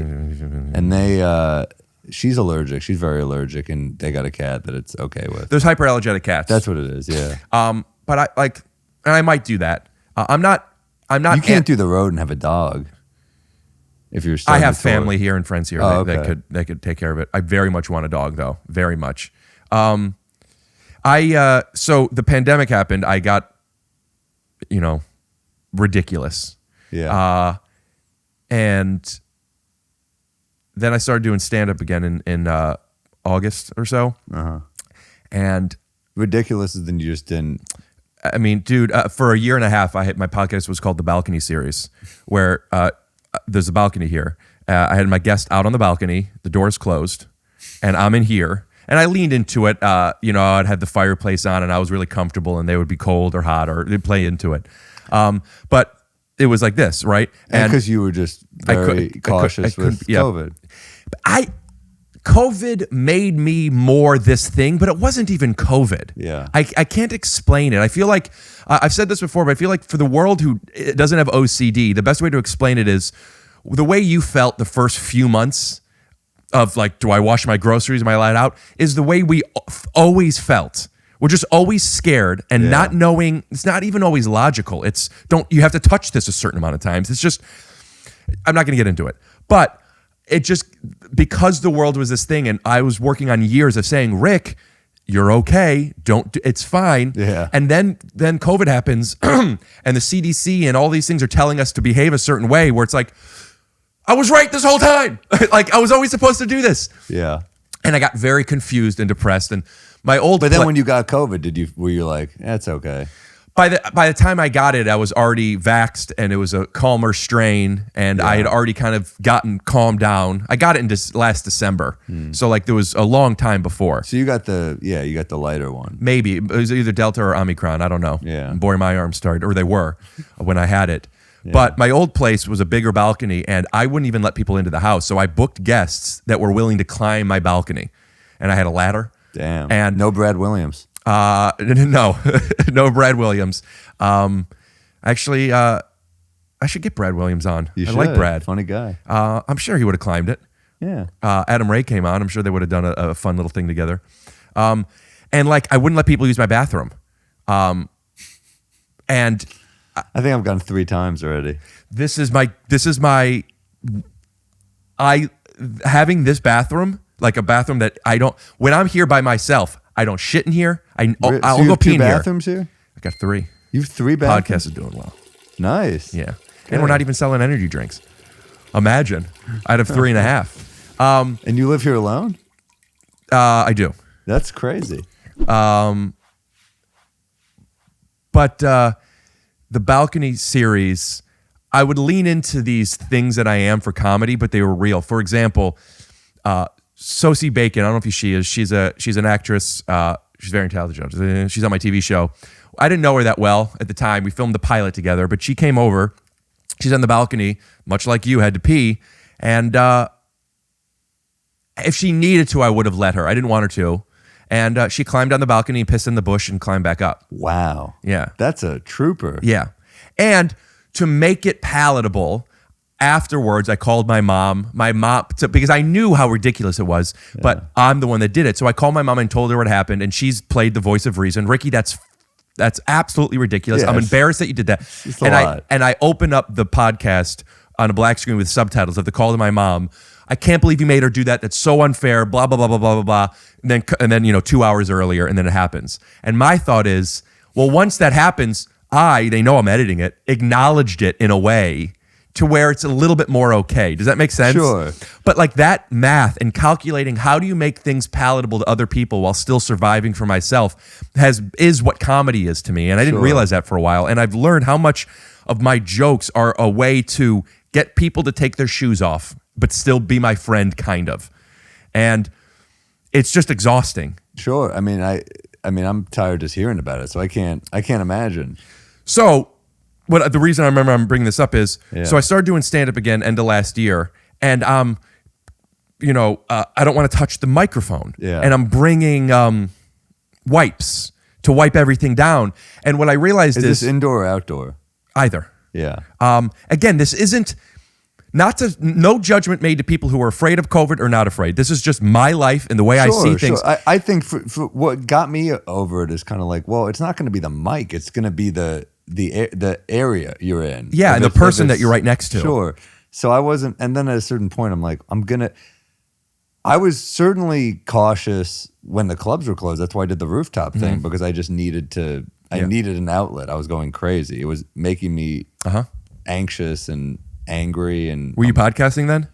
I don't think we did. I do a basketball podcast with Stavros Halkias called Pod Don't Lie. So we would do that, but that was on Zoom. Right. It didn't feel like a creative outlet. It did, but it just isn't. It's a different thing. Like it wasn't. I'm a stand-up, know. So, I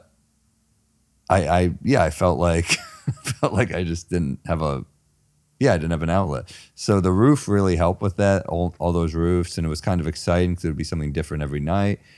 And then my buddy Matt Salacuse shows up with his friend Dominic, who has a Dominic Mole, who has a Zoom, or what do you call it, a drone camera. So we're getting these amazing shots of the city. I was like, this is kind of beautiful what we're doing. So it's that kind of like saved my sanity for a while. But then doing the indoor stuff, the COVID thing's tough because no one's on the same page, really. It's hard to find people that feel exactly as you do. Someone's always a little more cautious or a little more reckless throughout this whole thing, right? Yeah, and you're coming from a logical place, which is where I think we all should try and tap into.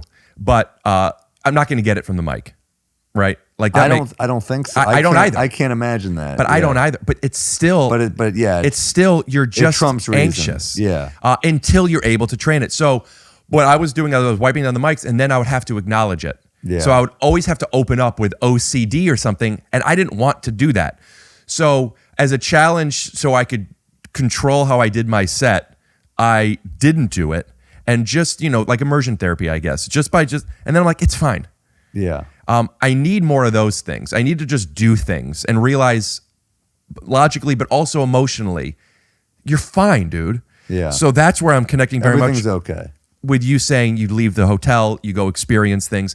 You need to have the reason being. How many times can you jack off in a hotel room before you're like, I gotta do something? I love being in a hotel room. I love watching movies there. I love writing in a hotel room. I'm editing constantly. Sure. Well, you're doing a lot of stuff. I mean, yeah, I try to do that as well, but don't you just need to take walks and stuff? Yeah. You go crazy with that. A walk is so important. A walk, dude. I never leave the house, so I gave myself a job that and I'll walk you out. Whenever a guest leaves, because I would always have a guest come at least once a week, even when they're on the balcony, I would meet him outside. That was like my reason to go outside. And whenever you're outside, it's like, why aren't I doing this all the time? And you gotta find cheats, reasons. That's why I like so much what you said. I don't want to go try the fucking restaurant, and I don't care. Yeah. But the reason of like, Rick, it's live your life. Do things. I'm on the road with my friend Gary Veeder a lot, who I bring out, and Gary is so into food that he's like, I found this great restaurant, we gotta go. And I'm like, I need that energy. I need someone who wants to do shit. That's why I want a dog. Yeah. I need somebody who needs to be outside to shit. Do you like traveling with a friend? Oh my God, yeah. It's like, it's perfect when it's someone who knows you, because I think you just understand boundaries and like when to hang and when to give someone their personal space. So yeah, I love it. Are you needing a lot of personal space? Like anybody. I think, what we do is how much we're forced to talk these days. Like, that's not how I am naturally. I'm much more in my head. I'm much more kind of. Yeah, I know what you mean. Like in What Women Want. Just like voices in my head, just listening to, like, I'm like following thoughts, trying to think of jokes and stuff, or just kind of spacing out. It's tiring to be in your head, so you space out. So then when you're talking to people a lot, it takes energy. So when you're in your hotel, sometimes you're like you said, I just want to space out and watch a movie. I want to space out and watch, the news or something. I just want to do anything that will just take me out of my head for a few minutes. How does podcasting fit in for you? It's funny to call this work, but it is. I mean, right? I've talked to people like, you're just talking to your friends or talking to comedians. I said, yeah, but it is entertainment, right? So you can't really just phone it in. How many times in life do people have 90-minute conversations nonstop? I mean, it doesn't happen. Especially, like, we probably wouldn't have talked like this. Right. I mean, now we might, now that I know you, but before this, I mean, this is how I meet comedians sometimes. This has been such a cool. There are people that I've never met that I didn't know. There are people that I've been fans of. I've had role models on that I've never met. Shout out to the movie Role Models, by the way, with David Wayne. Literally, like, this is an opportunity Who was the to do guest that. you were excited you had recently? Recently, I don't know. You said Role Models. Well, David Wayne, who directed the movie Role Models. It's a good movie. Great movie, but I had him on. Yeah. And kind of underrated.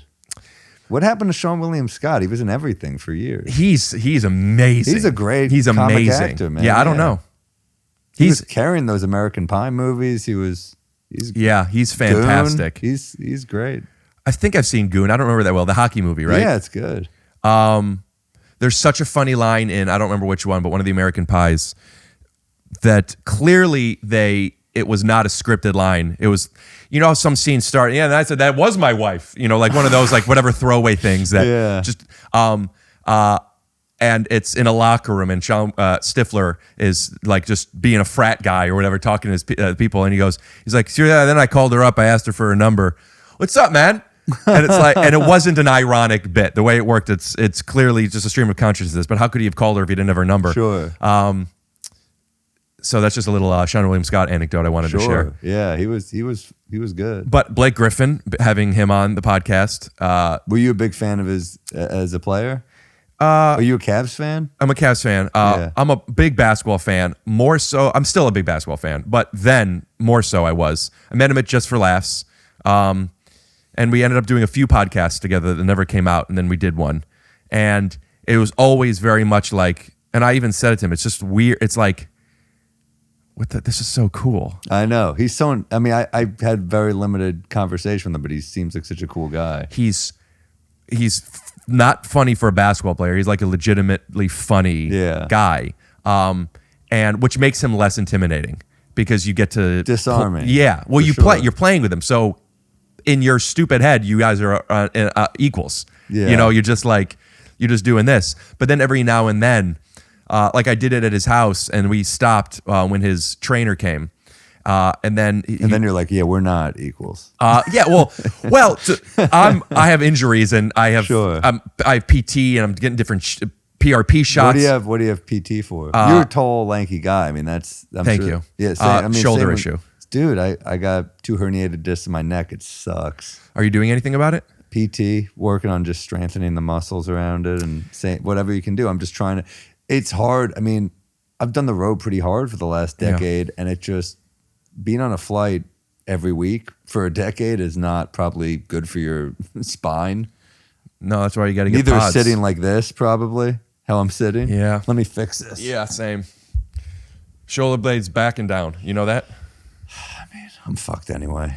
But when you see somebody who has a trainer and they're like one of the best because it's a professional athlete, and then they go downstairs into his room that is just the tabletop and all that, it's just for him to be stretched in, and it's like, this is a superhero. Oh turn my God. this so it's turn the. Oh, sorry. Yeah. His dunks back in the day were like disrespectful. Like it's like what Vince Carter used to do, where you're like, that was like, you just don't want to be on Sports Center on the wrong end of that shit, or you're just like. I have a friend who's still on highlights on Sports Center getting dunked on by LeBron in high school, and it's like it's like when you're not in the NBA, then it's cool. Yeah, but when exactly. you're in the NBA, Exactly. I had I love music. Yeah. And I've had Megan Trainor and Josh Groban. I've had other musicians too, but they came on and I got to play with them and sing with them or rap or whatever. Oh, And, that's cool. I had Josh Groban on the balcony. You made him piss in a bush too? No, people in this place could use this bathroom now. Oh, okay. But I did make him change it into a tuxedo and wait over here, while I was setting stuff up so it could be distant. And we did a podcast, and in the end, he changed into a tuxedo, and I'm playing the piano, and he's singing, and I had a cellist and a violinist, put up the Instagram handle up here, on the outside on the ground. Wow. And we had like this amazing orchestra, like professional musicians, and I'm getting to do this with them for comedy. But I want to be able to do that kind of stuff. Did you have aspirations to be a musician? No, I can't. I mean, I'm a pretty good piano player, but I can't sing, and I want to sing. Yeah. I really want to be able to sing. I think the thing that you can't do is always athletes want to be rappers or funny or whatever. We want to be athletes or what. I mean, it's always what you see that you're like, that looks fun. Yeah. Although, you think about the injuries these guys must have. I think when I watch So You Think You Could Dance with these, teenagers doing these moves, and I'm thinking you don't realize what you're doing to your elbows. Like I'm at that point now. Well, that's the age we're at. Where we're you used to be like, that looks fun. Now I'm like, ugh. Dude, I knew my dreams were crushed because I'll play NBA 2K and I don't even play the game. I just do the front office shit now. I'm just let me just Is that a joke that you do? No, it's That's just funny. but that's what I do now. It's I just will play. I'll just try to bring the Knicks back. I'll just try to make trades. Do you still play basketball at all? Until last year I was playing a lot outdoors just with my friend. We just would. And then this is a new injury. It's been recurring for years. He's such a little prick. He's shorter than me. So we'll just play one-on-one for the workout. My friend Dory would he would just throw elbows into my neck. And I'd be like, dude, my neck is killing me. And he'd be like, oh, shut up. You're a bitch. And I'd be like, dude, I'm in actual. And now that I have x-rays, he's like, I'm sorry. Oh, that's obnoxious. No, he's smaller. So we would get competitive. I connect to that more than you know. Yeah. I got kicked out of games for being too much that way. Sure. But to just hit people. Yeah, I don't know. Maybe I'm not saying it. I wasn't that mad at him, but no, I'm pissed. Fuck that dude, man. I would do shit to him too. He's a violinist, so I would do stuff that he'd be like, "You injure my fingers, I'm fucking finished, dude." He's a pro violinist. How'd you become friends with a violinist? We just met in the park. Really? Yeah, we were just playing in this park, and there were a lot of kids just starting shit that day, and one kid kind of pushed him, and he kind of didn't take it, and I like that. A kid you bond with people over that. Yeah, when also I thought he was playing clean and they were playing dirty, so I was like, I like this guy. I'm on this guy's. Turns out he's pretty dirty. He was clean amongst them, but in our world, he's dirty. Yeah. There are people that I won't name his name. He probably knows because I've talked to him about this numerous times. Comic? I'm not going to give anything away. Name. No. I don't think you know him. Oh, okay. But he started playing basketball later in life. We invited him around, and great guy. But doesn't understand. He played basketball the way when you play with football players. You ever play basketball with football players? In college for a minute, and I think they looked at my frame and took mercy on me because they were huge. But I'm not talking about they're not even conscious thoughts. When they're not, their instincts are a different type of physical. There's some things you don't do in basketball. For example, if somebody gets past you, sometimes you foul because you want to stop them, and you hear, and it is what it is. Sure. But you never push somebody in the back, dude. And you're like, what? You rather this guy would do that? You'd rather him score? We're too old for that shit. Yeah, I'm like, it does. When you're 18, you never do that. I know, but especially now, because this is the age where we actually you know, you can't heal well. Yeah. And this it changes like the second half of your life if you get hurt now. The day you turn 30, I've said that before. It was literally the day you turn 30, your body changes. Yeah. But he would say, "What would you rather him score?" And I go, "Yeah." What are you doing? Oh, he's on your team. This changes everything. Yeah, it didn't happen to me. No, yeah. It's you need a Draymond in the pickup. No, I'm fucking around. No, not in the back. No, that's crazy. You can't hurt people. And some people don't realize how easy it is to hurt people. Yeah. Anyway. Yeah. Be careful out there, man. Yeah, that's. I used to be very picky with games I would play in. Like if I see a dude in jeans, there's not a fucking chance I'm or a playing watch with him. A watch. You ever play with that dude who's got like a sharp watch? He's just like swiping for the ball. I'm like, you're gonna slip my wrist, dude. I used to play. I was always very competitive and would play in like try to get in games that were cool. And some cool guys who are good at basketball and they're cool. Yeah. Wear necklaces. And, Jordan wore a necklace. And who am I to say you can't wear a necklace? But some of those necklaces. Yeah, but they outlawed that shit. And some of them have pendants or something on it. So I don't know these people. I'm new to this thing. And if I'm playing and somebody is guarding me. What's that? No jewelry. I would say, will you take your necklace off? And sometimes they would, sometimes they wouldn't. And if they don't, and will you wash your hands by that fountain real quick? I'm not like that outside of my house. Sure, no. I would. I've gotten into numerous fist fights on basketball courts. Really? Numerous. Can you fight? It seems so braggadocious to talk about that kind of stuff, and like that's not an identity of mine at all. But I can say, yeah, I've gotten into enough fights, and Who are you fighting? Guys I've never met. I would do that. Like sometimes there would be stuff where if you say, will you take your necklace off? Will you tuck it? And they say no. I would just take their shirt and tuck their necklace. Well, yeah, well, it's aggressive of me, but Yeah. I've learned. I've been cut from this stuff. Yeah. I have, and you'll be cut again if you keep doing that. You're younger, and that's Sure. I'm not someone who touches people's I stuff always sometimes. walk away from the fight because if it's someone I don't know.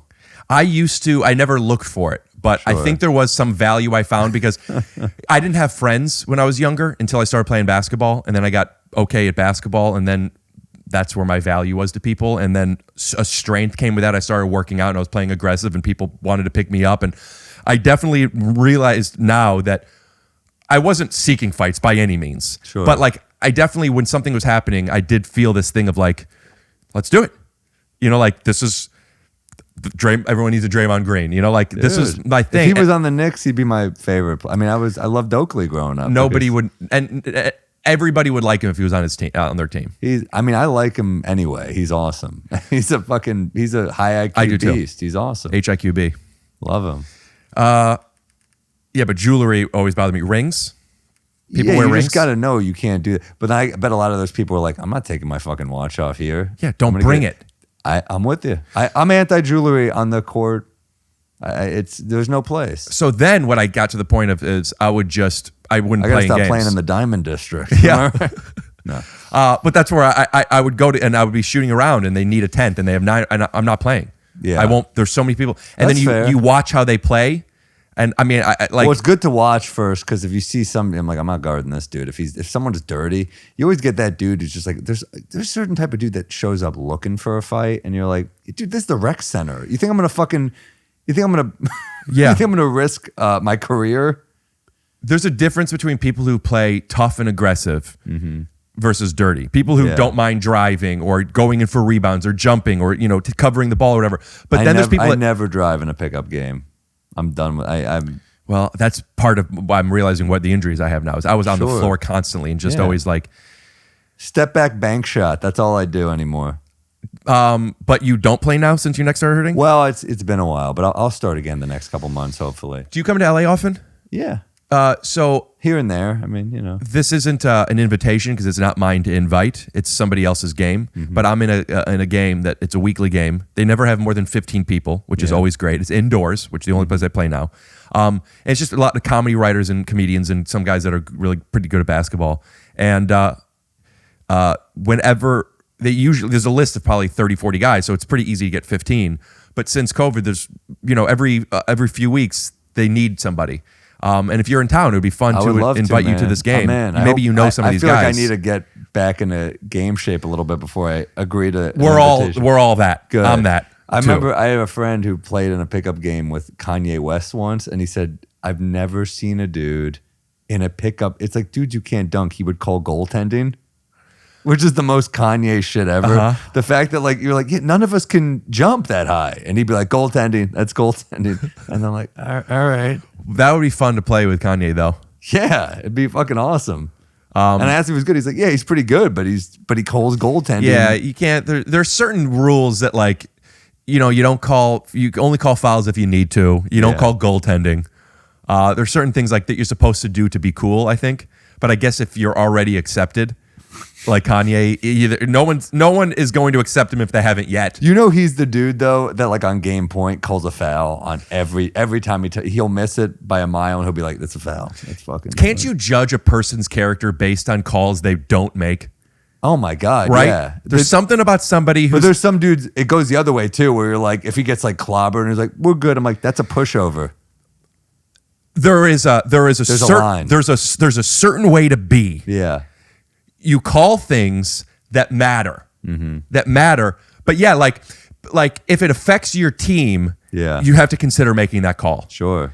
But if it's an ego thing, there's something cool. I feel like the person if I go for a layup and somebody fouls me, right, and I miss, and they go, "You can have it," like you got it, and they call it, and they don't yell it. Like if they go, "I got him," I'll be like, "Great." Sure, let's check it up. But I don't want to make that call. Sure. So if they go, "I got you, it's fine," I go, "Don't worry about it." In my head, of course, I want the ball back, but I feel like what I just did was the equivalent of helping a lady with a heavy bag on a flight. I was thinking picking up a bill without making a meal out of it. Yeah. Like everyone's taking their credit card. I got it. Are you sure? Like don't even show them. You give a good tip, but you don't even show them how much you gave. My worry, what you just did though, now it opens the door for them to do it again. No, because you can't be a pushover.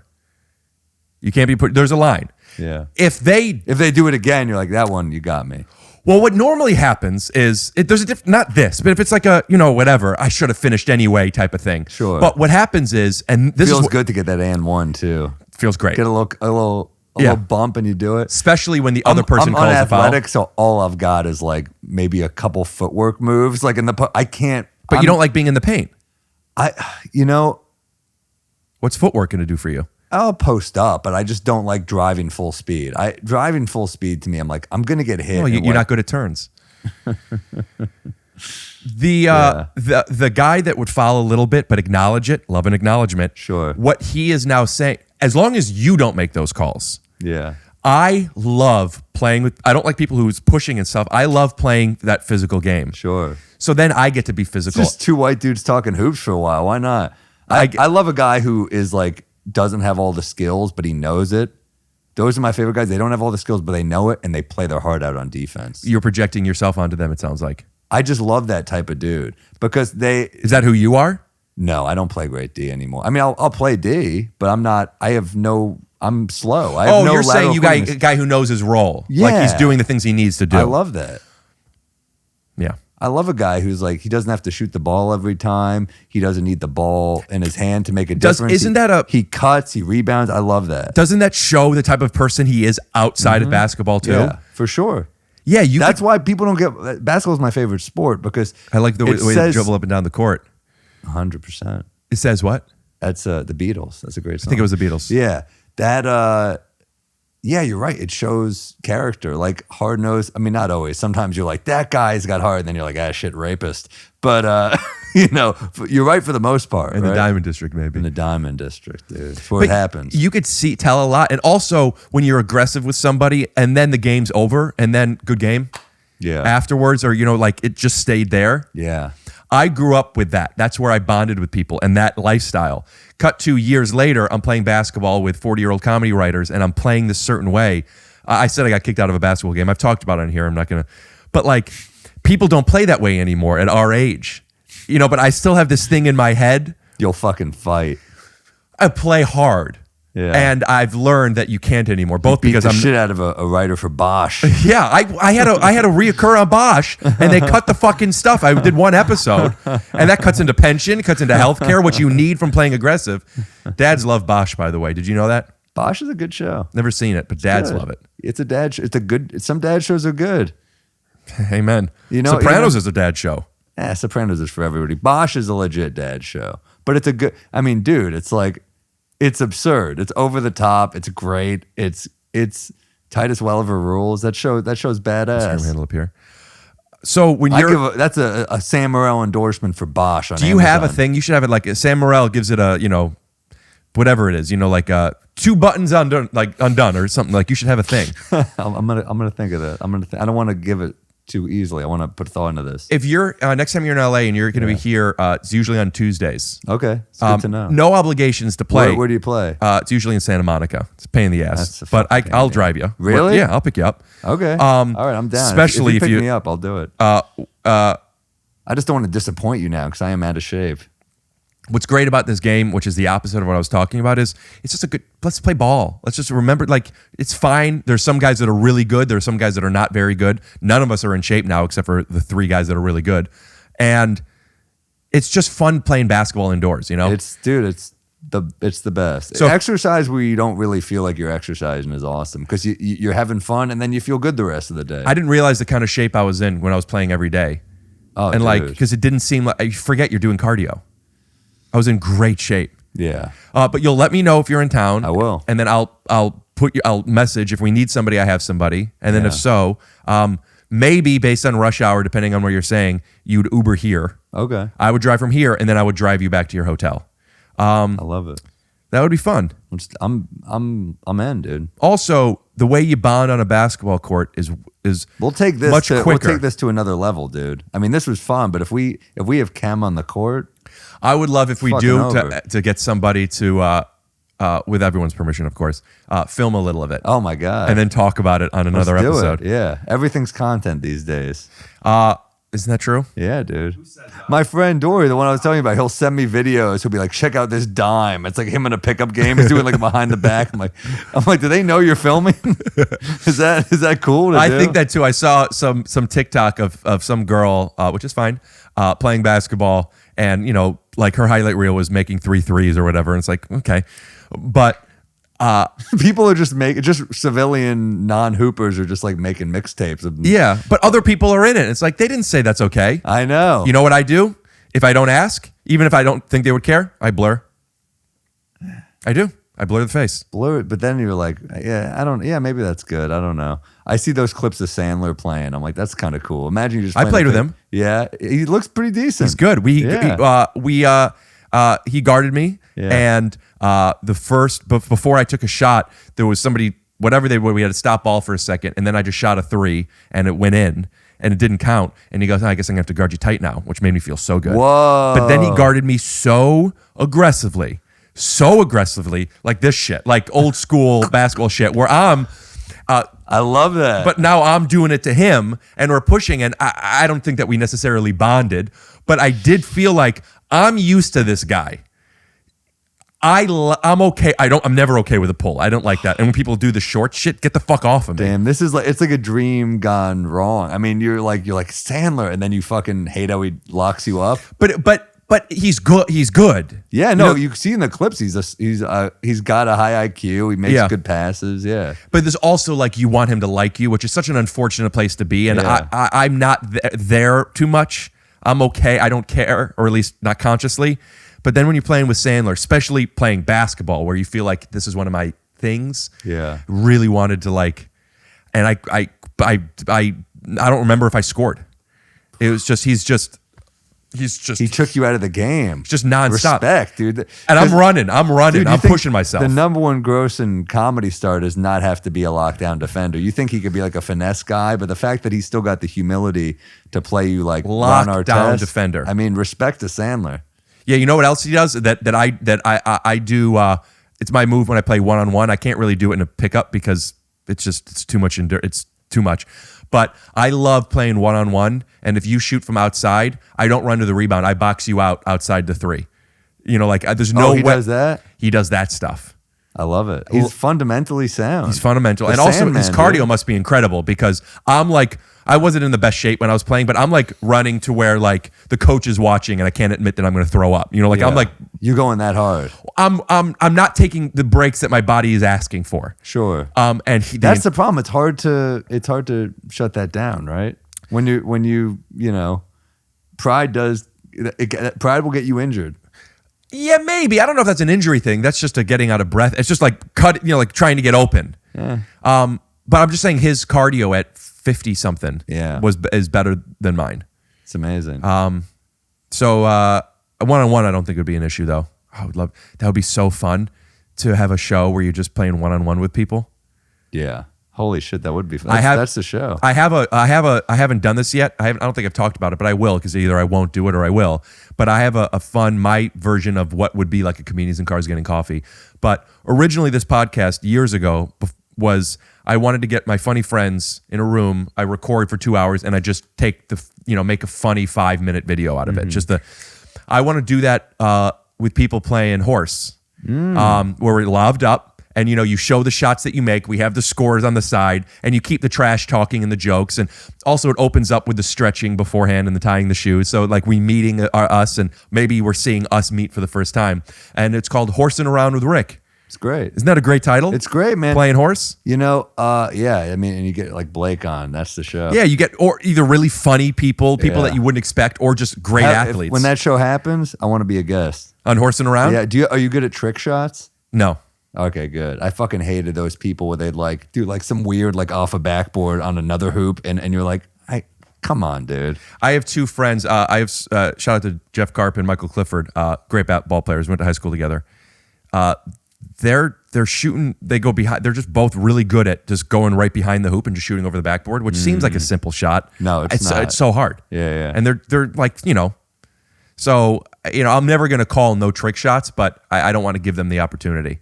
I hate it. Yeah, man. I just love the NBA. I'm just such a fucking fanboy of it. Do you want to be in the Celebrity All-Star Game? That's a huge goal for me. How cool would that be? Yeah, it'd be greid. Brad and Adam did that, right? I saw it. It looks so fun. Let's put up a clip where you could find it. Brad Williams, who is a little person, did the jump ball. Little person? What do you say now? I don't know. Hearing impaired? Why are you asking me? I don't hearing impaired. And he did the jump ball, and you saw it, yeah? I didn't see that. Well, I'll put this clip. But and the ref goes like this to throw it up. But before he throws it up, Brad just took it and dribbled down and scored a layup. I think he scored, but I know he went down. And they didn't call anything because it's a funny celebrity game. Wow. But what a fun way smart. to like execute. He has the instincts of playing into, to him to want to do the jump ball. It's just funny physical comedy. I love it. And then to actually get the jump ball in a celebrity game. Fuck, dude. I love All-Star Weekend, man. Yeah, it's in Cleveland this year. I'd be down just to like go. I want to just go one. I went when it was in Cleveland, and I kind of want to go again. Dude, it's should we go? It's on a weekend though. I'm working. That's why you can't. That's why stand up sucks, dude. Yeah, but you could have been in the NBA. I could have planned a gig in Cleveland. But yeah, dude. Yeah, it would have been cool if you were in Hilarities then. Fuck. I would have gone. I would have asked to do a guest spot. Damn. Yeah, I love All-Star games. Basketball is just fucking fun. The All-Star Weekend is like, it's the best because like you watch like the Pro Bowl and shit, and it's like, well, they can't go full speed. You're gonna get a torn ACL, but in the NBA you can kind of play a little more serious. Half-ass football is not as fun as half-ass basketball. Yeah, because you could be half-ass basketball unless you have the ball or defending. Yeah, like it's, and also like. It's fun. You could take it seriously or be ridiculous. Yeah. And it both plays. Even not just a celebrity game, like just watching Shaq bring the ball down the court, going under his legs and stuff. I love it. And people are wanting to see it. And Shaq is just an important. He's just an important. Yes. Sports celebrity because he's so lovable. He's an important person. Period. Because he's also just fucking awesome. Like there are a few celebrities that I love as much as Shaq. Yeah. He's just so damn likable. Yeah. While being so authentic and aggressive a lot of the time and short and like. His beef with Barkley is one of the best beefs ever because you're like, tell me you wouldn't watch a movie where they just hated each other. People who don't watch basketball watch that. Shaq and Barkley. Mm-hmm. Make that fucking movie. Make a buddy comedy. I don't know if a movie works. I don't know if as actors it works. Maybe not. You have but don't just let it be like loose. Yeah, I don't know what that looks like, but I agree. More of them. Yeah, and just watching these videos of Shaq like buying people's engagement rings or buying them appliances and stuff. You have a bike? Sorry, what? You have a bike? No, I don't. Well, ask your mommy, can I buy your bike? Make it quick. Hurry up, follow me. Whenever I go to a store from now on, I'm buying somebody else something. Period. All right, grab your bike. Make it quick. Every day I leave the house, I gotta bless somebody. I can't keep all this. And then he does so many, and all of his ads, and all of them look regional, non-union shit. Yeah. I went to Staples the other day, and he's got a cardboard cutout, it's life size, for Epson ink. Dude, it's ads that you're like, how do you even have the time? Yeah. To do these ads. The General Auto Insurance. Yeah. TJ Maxx. Yeah. Krispy Kreme. Icy Hot. Epson. He does everything. And it's almost like you're just it's like an uncreative board. They're like, Shaq? And they're like, can we get Shaq? Yeah, Shaq. You know how much, I don't know what the number is, but he was one of the early investors in the Ring Cam before it was acquired by Amazon. And if I'm not mistaken, and I am almost making this up, but it's something like this, he made more money off of the Ring Cam than all of the NBA. Well, it goes to show you, right? I mean, these people that have a career, like look at Magic Johnson, man. Look how much money he's made. If you're a good business person, yeah, it's over. Well, it's finding venues to make money outside of the thing you're in, which is kind of what podcasting, I think, is for us. Sure. I mean, I heard that Hulk Hogan turned down the George Foreman grill. I heard that too. That's got to hurt. Yeah. That's a big one right also, there. even though it was obvious, it's funny to think about, Foreman didn't invent that grill. I know. But there's something about it, like, look what Foreman came up with. The Hulk Hogan grill. I mean, that probably would have done well too. Hulk Hogan? Yeah. The George Foreman, it just sounds more official. But I think that's because we've heard it as that. Yeah. I love to end on Foreman, so let's end that there. Yeah, dude. Well, thank you. Yeah, and thanks for having me. Thanks for coming to do this. Hey, my pleasure. Can I plug a couple dates? Yeah, well, you did. Oh, yeah, I did. Do it again. All right. New York City, Cleveland, Salt Lake City, Columbus, Toronto, sammorril.com/shows. All over, man. West Palm, all over that shit. So, and we're gonna be. You'll send out. We'll see from your website, but we'll put the dates up there too. And we're gonna do a fun thing that when you say it, it's gonna go, and then, and it'll say the date and where it's gonna be. Sam Morril, we'll have it come up. We'll do it flashing so people know to go to it. And I'm we'll put the link in the bio. Too, coming up. Brea, Houston. When are you in Brea? Late April. It's a good time for Brea. Is it? Oh. Maybe I'll see you then. Yeah, maybe we could we'll some April hoops. Call it April showers because it's going to be raining on the court. Thank you for coming over. I'm going to walk you out, get a little sun before my big dish that I have in 10 minutes. So I have to hurry up. Get it, dude. All right. Theme music. Scoot doo, blabbity blue, scoop